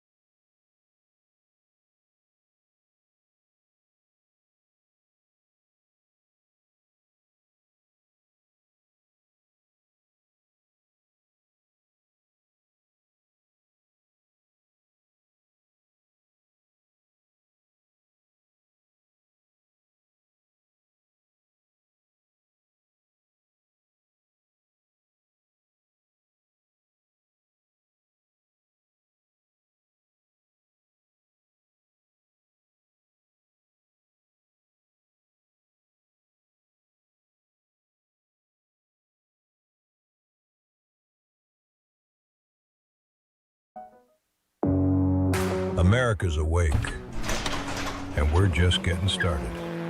The headlines that matter, the stories they won't tell you, and the voices fighting to be heard. This is your country, your morning, your daybreak with Steve and Ivy Gruber. A new hour starts right now. All right, welcome to it as we dive in. Glad to have you back for another conversation here as we continue digging into the big stories of the day. Three big things you need to know this hour. Number one, sad story. University of Michigan's incoming president has been diagnosed with brain cancer and will be dropping out. Very sad story. Also in Michigan, and I got to give you this one, Governor Whitmer gave herself an A for her performance as governor. Michigan's 32nd economically, 44th academically. Does that sound like A material to you? All right, and number three, Whitmer may not be a great governor, but she's probably better than the one in Minnesota.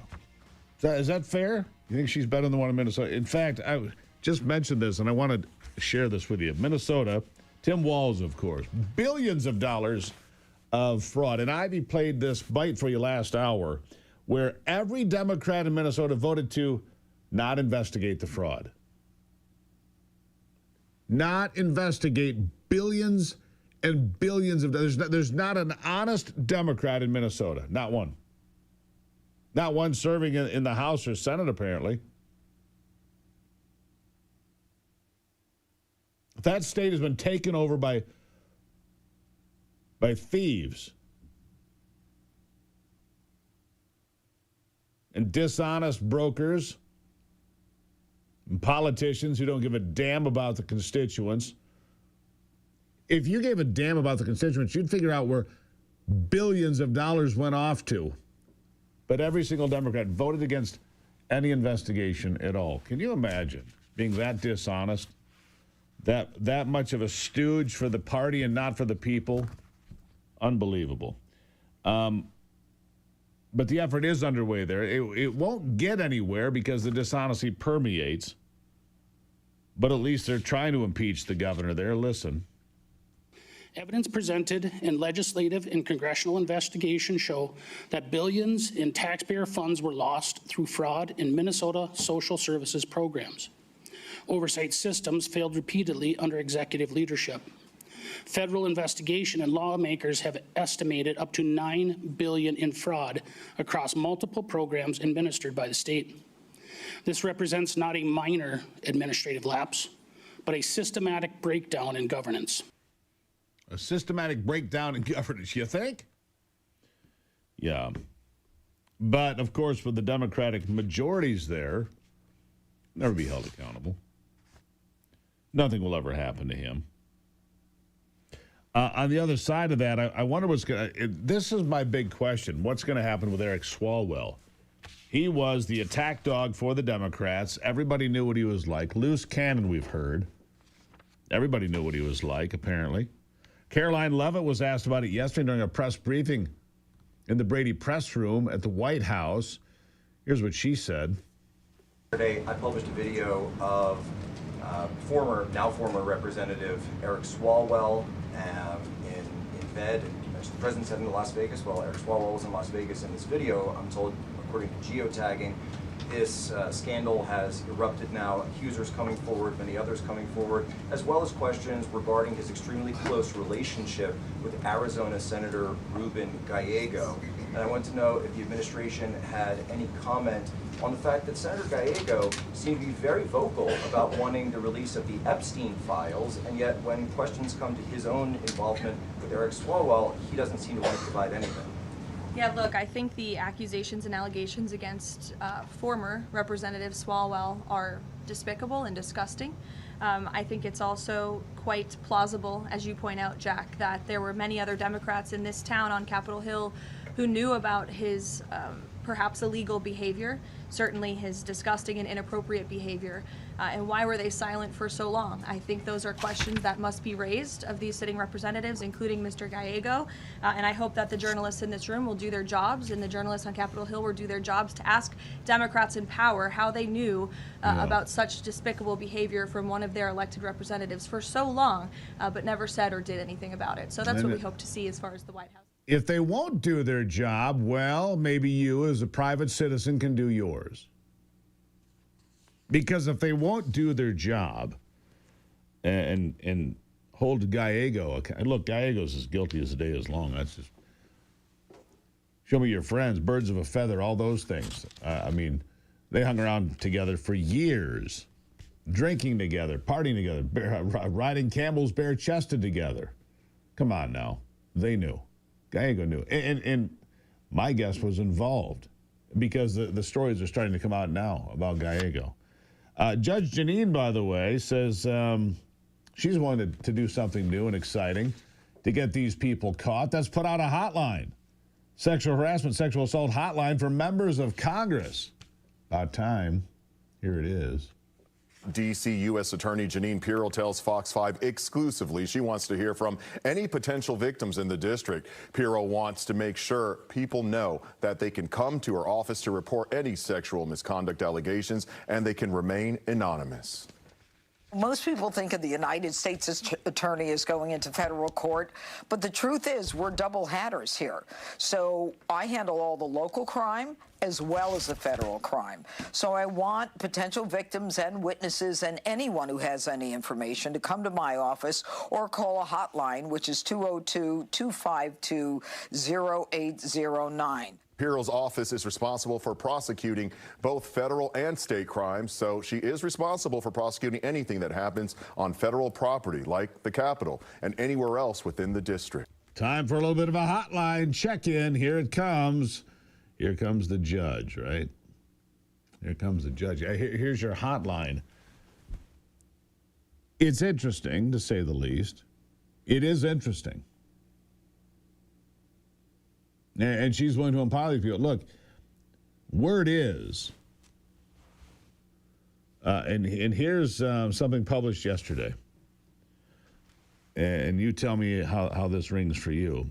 A former Ruben Gallego staffer now saying she rejected his sexual advances. She reported it to the chief of staff and was promptly fired in retaliation. Expected to take her story public here maybe today. And when you saw Gallego come out, he was freaking out. Twitchy and nervous. I mean, you saw it all, right? You saw it all. In fact, just play Bite 16 real quick, Anthony. Can you do that? Bite 16. I mean, he just nervous as hell. Listen to this. In the beginning, you said when you first heard these rumors a few weeks ago, that's when you called him. Then you said you've heard these rumors for years. So which one is it, Senator? So I heard rumors of him being flirty. And that wasn't an issue enough for you to not trust him to watch your kids or be close with him? Because, you hear this, and then when you're close to somebody and you know his wife, you see this. You see that relationship. You know that, it maybe just isn't true. When you first heard these rumors, should you have acted when you first heard these rumors? Oh, boy.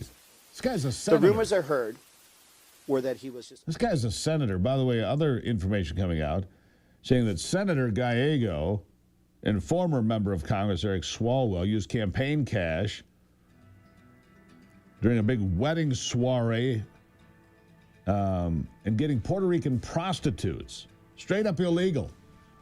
Mr. Gallego, you swear to tell the truth, the whole truth, and nothing but the truth?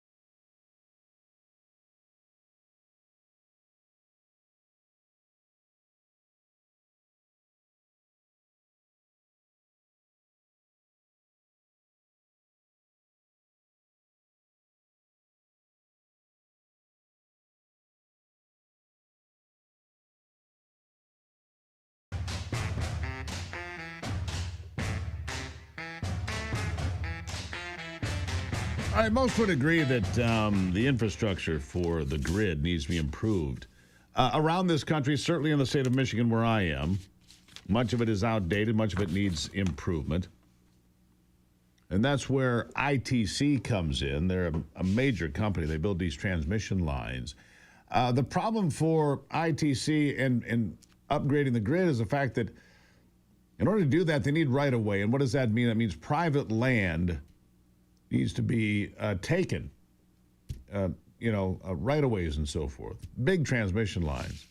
And, of course, it puts people in a tough spot. Chuck Marshall is the ITC president for the state of Michigan. Chuck, nice to have you back on the program.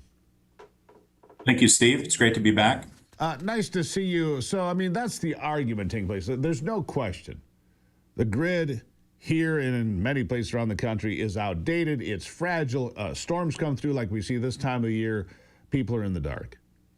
The challenge you face, obviously, you're putting in something like 350 miles of new transmission lines. That's the plan, including projects near Lansing. And you're getting local pushback, of course, because it's over land use, eminent domain. These have always been touchy subjects. Where can you tell me, where are we right now?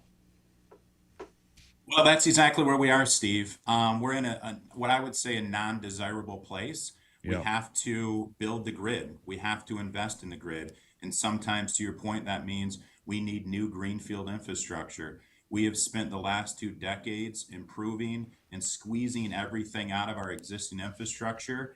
And now we're at that inflection point. And so we're actively trying to construct multiple projects across the state of Michigan. That number that you quoted is right about 350 miles. What's critically important to us is ensuring that landowners understand why we're doing what we're doing.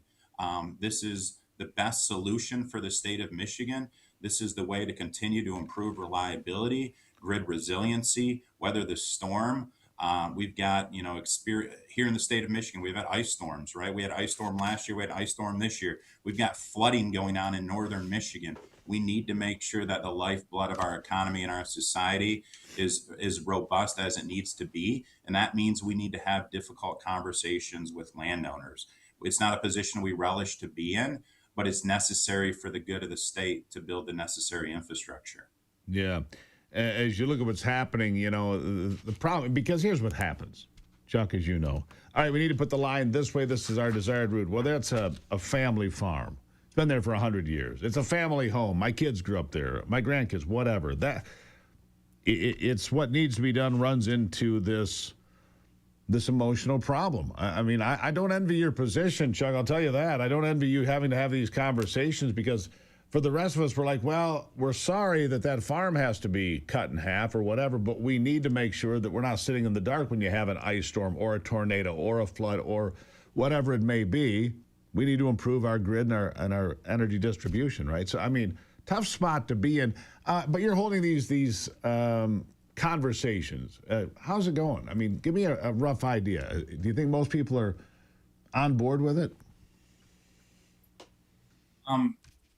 That's a tough question. I think nobody wants the real estate taken away from them. I completely understand that. I'm a lifelong Michigan resident myself. And if I were in this situation, I can understand the tension. I can understand the friction. But what we need to do and what we've done is there's been a learning curve that we've went through because this process started a few years back and it's going to continue for the next several years. We're going to be working with landowners in the state of Michigan for these projects for the next 10 years. And that acquisition piece is going to be ongoing probably for the next 5 years. And so part of what we need to do is we need to make sure that we're present, we're available, they can contact us, they can inform us and educate us. And I've been part of these community meetings and it's important. And they're like, well, why are you here? You're going to take my land regardless. What's the purpose of you being in my community? It's exactly what you said, is we don't know everything. We need better information from our communities so we ultimately can provide the Michigan Public Service Commission the best information so they can make a decision on ultimately where this transmission project is going to be sited and routed. And what's part and parcel and critical to all of that is that we have active dialogue with these communities and with these landowners so we can understand their perspective, where their investment. It facilitates a more competitive market. It provides us access to more reliability or more resources, a more reliable and resilient grid. Therefore, effectively drives the bill in the right direction and downward pressure. Well, we wish you the best, Chuck. Like I said, I do not envy your position. Do we need an upgraded grid that can withstand larger loads and bigger storms? Yes, we need that. But it's a tough spot to be in. But I appreciate you being here, Chuck, and being completely open. Chuck Marshall from ITC, thank you for your time. Thanks, Steve. Yeah, greatly appreciated. Look, you don't want that guy's job, let me assure you. Knock on the family farm's door and say, look, we got to go this way. You know, I get it. I'm a landowner. I get how much that would, bother me. But at the same token, you got to have the grid. Anyhow, I'll take a break and be right back after this.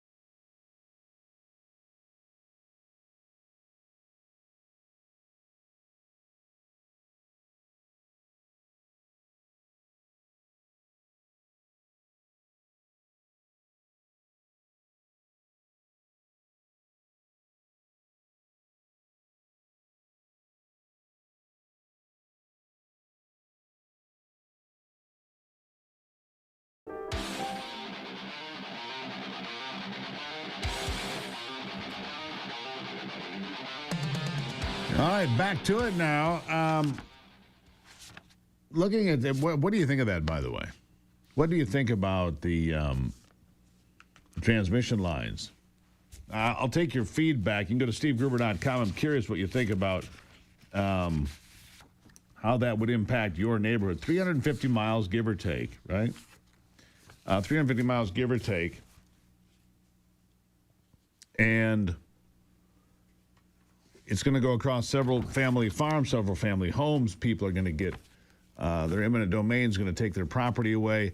And the problem that some, and ITC is not as involved with this as the state can be at some point. When it comes to eminent domain and they say, well, here's the amount of money we're going to give you. And you're like, well, my property's worth more than that. Well, we don't think it is. That's where it gets sticky. That really is where it gets sticky. Because if you think your property is worth $100 and the state says it's only worth $80 or whatever the case might be, you get the point. And if your property is a big piece of your retirement, for example, and the state comes along and says, we're going to take it eminent domain, we're going to give you less than you think that it's worth. Or if you held on it for another 10 years, what would it be worth? A lot of big problems there. In Massachusetts, a town there considering a 50% property tax increase. These folks in the East, they get rid of all the Republicans and they take off all the restraints. Asking homeowners to absorb what are calling a staggering 50% increase in property tax, adding thousands to annual bills. South Hadley, Massachusetts. Rising gap between municipal costs, what residents say they can actually afford. $400 billion in property tax, 2025. The average bill rising more than $4,400, according to, that's property taxes nationwide. $400 billion. Just keep soaking these people. Just keep soaking them. One guy showed up to the meeting and said, look, I've got 75 cents, literally, in my bank account. I'm working to make the monthly bills, and you want to increase my property tax by 50%. I've got 75 cents in my savings account. Yeah. Back after this with truckers on the road. Who are they? Are they safe behind the wheel? Not always.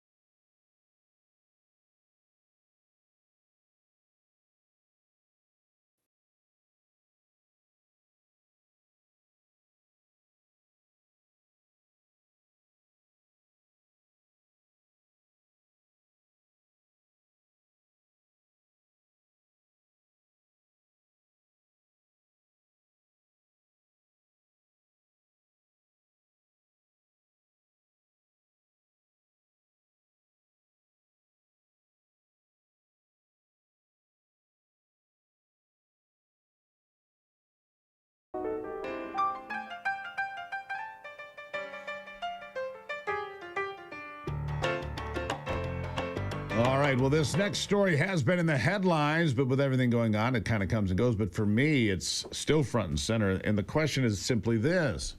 I'm rolling down the interstate. Who do I share the road with? People that are qualified to be there or people that are not qualified to be there, especially when it comes to these folks that are operating these 18-wheelers. We've seen the horror stories. We've seen the videos. A guy pulling a U-turn on an interstate in Florida kills an entire family in a minivan. He's pulling a U-turn on the interstate. And, of course, he blocks the lanes and a minivan slams into it. We've seen this. We've seen guys driving down the wrong way on interstates with 18-wheelers because they can't read the road signs because they've been given licenses to operate 18-wheelers when they should be nowhere near the wheel of a big rig.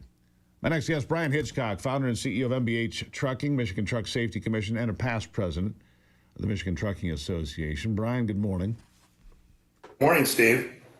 Brian and I have known each other for a number of years, and we talk about these things. I was on the phone with you, Brian, here a few days ago and saying, you know, is it as bad as I think it is? And you said, I think it might be worse, is what you told me. I definitely think that there's a lot of unknowns in this non-domiciled CDL drivers that came out of nowhere, you know, while the FMCSA worked so hard to keep us all compliant, all in all types of regulation, and how we had all these drivers out there, just as you're referring to, the driver that turned around on the interstate.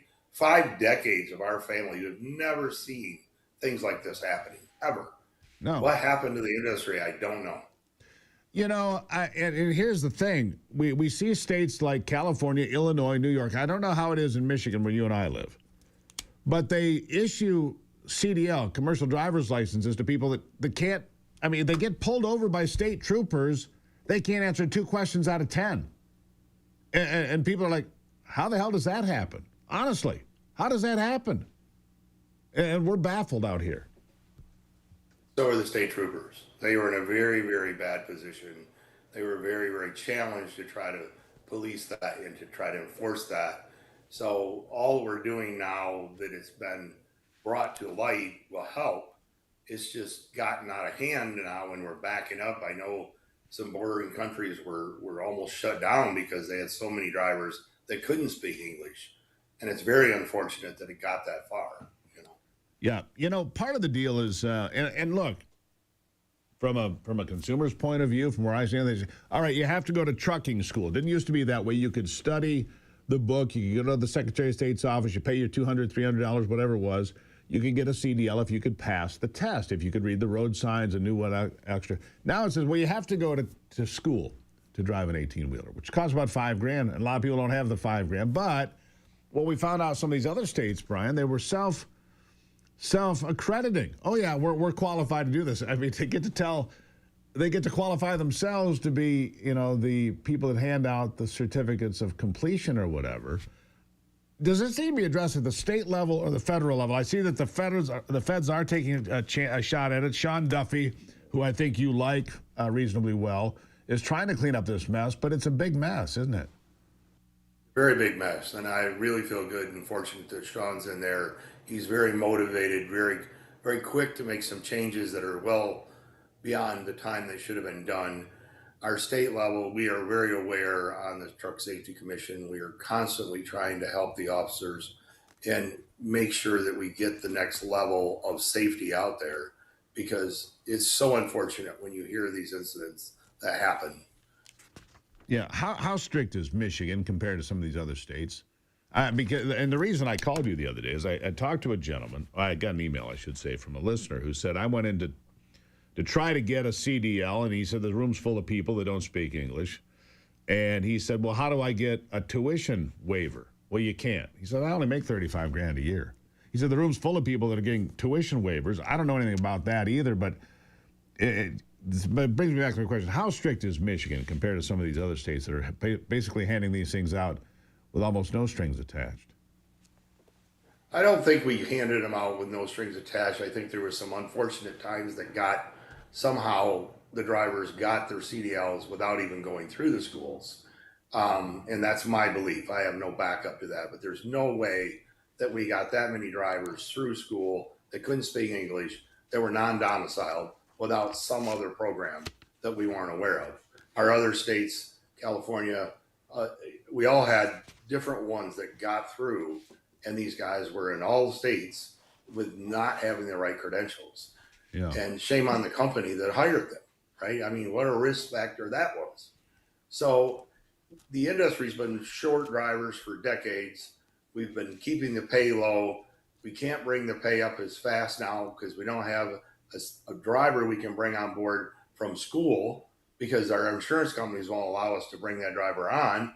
Then we have the issue, if we do bring those drivers on, they don't have any history, so then they don't want to insure them. We're in a really bad position in the transportation in America because the insurance companies are controlling how safe we can be, and our safe stat score is really how safe our company is. And you can look that up. It's on the website. So, you can look up that DOT number of anybody. Yeah, let me jump in there just so I understand. The insurance companies are saying, no, we can't insure that driver. And you're required to have the insurance to put the driver on the road. So the insurance company is dictating who you can hire, basically. So it's not unlike the insurance companies dictating what happens in healthcare. Maybe the insurance companies have a lot of power, apparently, from what you're telling me. Definitely have a lot of power. And our company is one of the fortunate ones that have a very good safe store. We've done a very good job. We're up for a safety award again this year. And for the millions of miles we've traveled without incidents. Other companies aren't that fortunate. And that's all based on how good of drivers you're having. God bless, we've had some great drivers. Yeah. We have forward-facing cameras and we have driver-facing cameras. So we coach and we see what happens on a daily basis out there with another interaction of a driver. Well, how do we, Brian, last question, how do we bridge this gap of not having enough drivers? Because, look, a lot of those driving positions are being filled by immigrants. Well, if they're not in there and you've taken a couple 100,000 off the road, you got a bigger gap now. How do we fill that gap? Your thoughts? We got to go back to the schools and we got to get exemptions to bring in these young kids and these young women that want this industry. Because if you wait till they're 21 and you wait, we'll never have their interest today with all the jobs that are out there. If they have a passion, they're not going to wait 3 years. Yeah. Let's get them in the driver's seat when we can. Get them started at 18, 19, 20 is what you're saying. Brian Hitchcock, always appreciate your insights, my friend. Nice talking to you. Nice talking to you, Steve. Keep up the good work. All right, there you have it. Look, this guy's he does millions of miles behind him. He has an understanding of what's going on out there better than most, I can tell you that. Slept great again last night. I'm telling you, the ghost bed, my new favorite thing. First night I slept there, I thought it was great. It just seems to be getting better. Ghost Bed doesn't build mattresses like furniture. They build engineered sleep systems, and boy, do they work. Their beds are serious equipment. Designed for relief and recovery, not looks, not fluff. Your body should be healing while you sleep, not fighting for comfort. I notice a difference right away. If you're waking up stiff, tossing and turning, or taking like a Tylenol before you go to bed, do something different, my friends.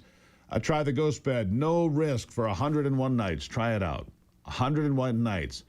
And by the way, the best price of the season right now, plus an extra 10% off because you're listening to this program. Ghostbed.com/Gruber, promo code Gruber, ghostbed.com/Gruber. The promo code Gruber, you're going to save an additional 10% off the best prices of the year, and you've got 101 days to try it without risk. I can't make it any better than that. I'll be right back.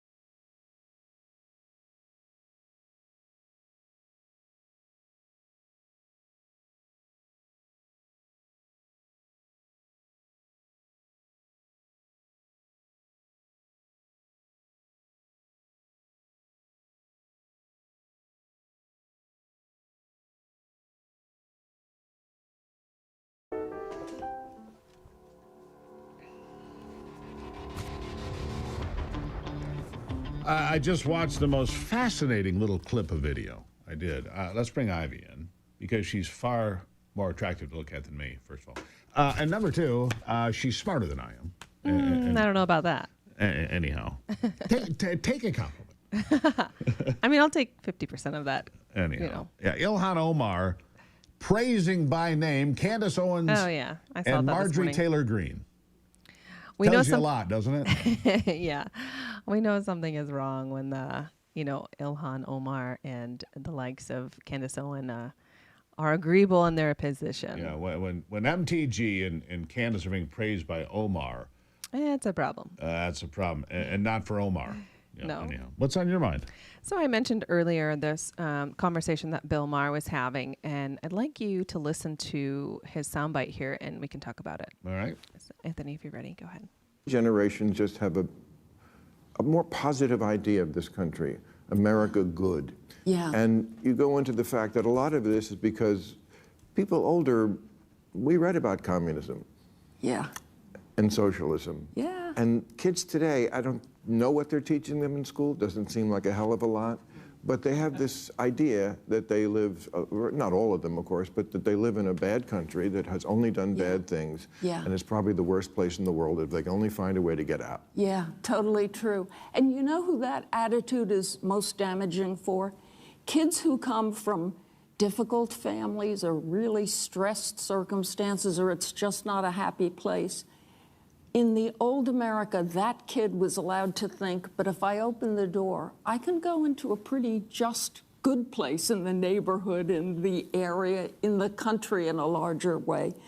I feel like for kids from stressed places now, to tell them essentially, it may be bad where you are, but don't worry, it's even worse outside in America, is not a Right. nice thing to tell them. You can It come back to starts us, them out- Anthony. Wow. So, but think about that for a moment. I think that Bill Maher is spot on. He is. And he, this is, I think, purposeful in order to have our course it is. youth become more and more divided and hateful of this country. Yep. Especially because I think Our kids have been taught lies. Yes. By Howard Zinn and everybody that worships at the altar of Howard Zinn's fictional attacks on America. Mhm. It's all genocide. You live on stolen land. We're Yeah. terrible people. Bull. Well, I think too, based on our conversation with our podcast guest yesterday, and this will release on Monday, is that culture provides this place for disrespect of those in authority, disrespect for parents, disrespect for your country, disrespect, period. And children are being brought up in this culture of disrespect. Yeah. And it really, it also goes to disrespecting your country. They attack this country. And here's what keeps, if something keeps me up at night, it's this. Where are the attacks on the country coming from? Well, you've got the Chinese Communist Party.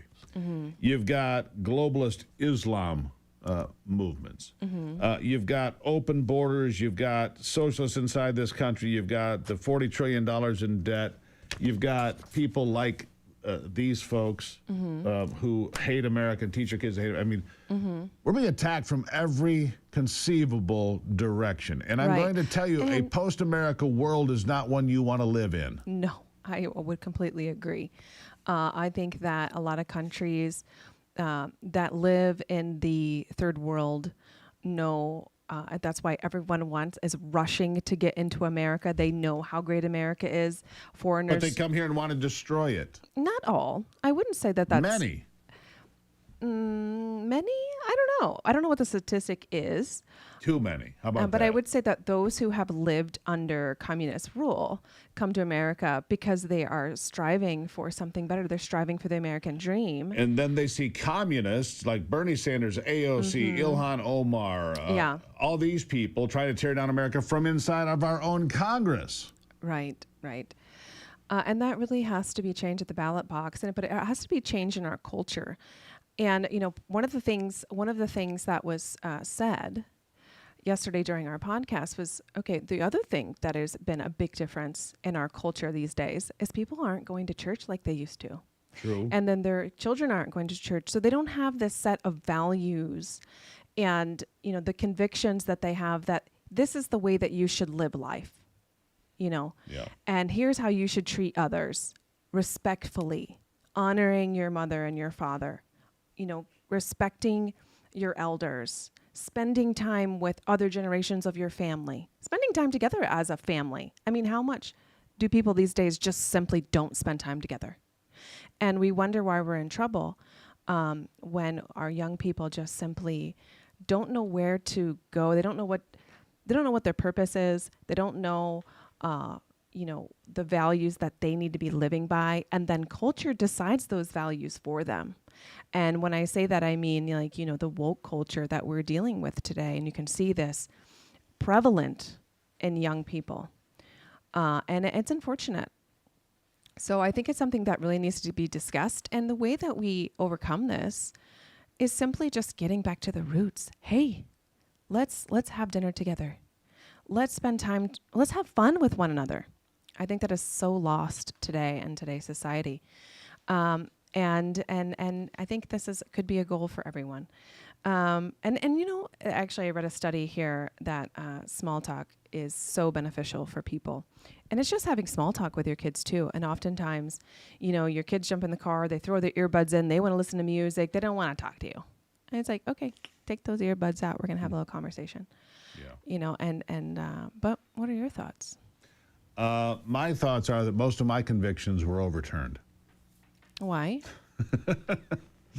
No, most of my convictions were overturned. I was. Oh my gosh, Steve! Did I say conviction? That's the right word. Yeah, it is. Of course, it is. It's just right different word. Meaning. My goodness, I'm like, what did I say? Did I say something wrong?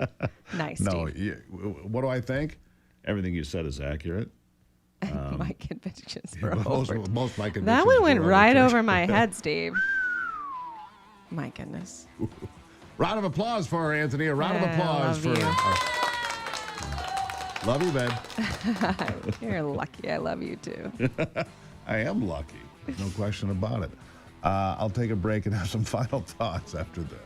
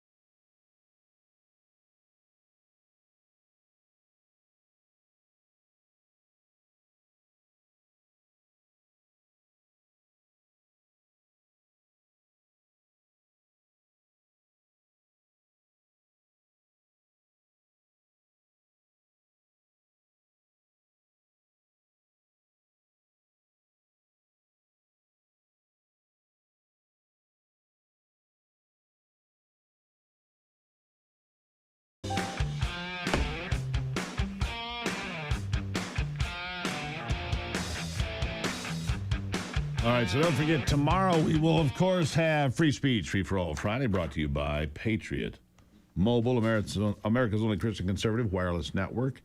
We do it most Fridays, not every Friday, but we're doing things a little bit differently insofar as more content, and so probably a few less calls. What I'm saying is sharpen your pencil and make sure you are on point when you come join us. Write that phone number down, 877-310-9966, 877-310-9966, and then you'll have it available. This part of the program brought to you by my good friends at the Wellness Company. The Wellness Company putting together ivermectin and mebendazole into one compound, anti-parasitic compound. The good news about ivermectin now, and mebendazole, and anti-parasitics in general, is that they have shown great efficacy against cancer. These new studies are absolutely remarkable because the way a parasite operates and collects energy inside of you, similar in the process the way a cancer cell, and therefore a tumor, collects energy and operates inside of you. They have similar properties when it comes to operating inside the human body, so they found some ways to knock that down. So if you take an anti-parasitic like ivermectin or mebendazole, it might be the ticket to killing the cancer. That's the straight line there. It might be the ticket to killing the cancer across several different types of cancer. So pretty big deal. You can find out more, twc.health/Gruber, twc.health/Gruber will get you everywhere you need to be with that parasite cleanse. Look, I recommend doing it anyway. Ivy and I did it last year. We do it every so often. Parasite cleanse, 21 days.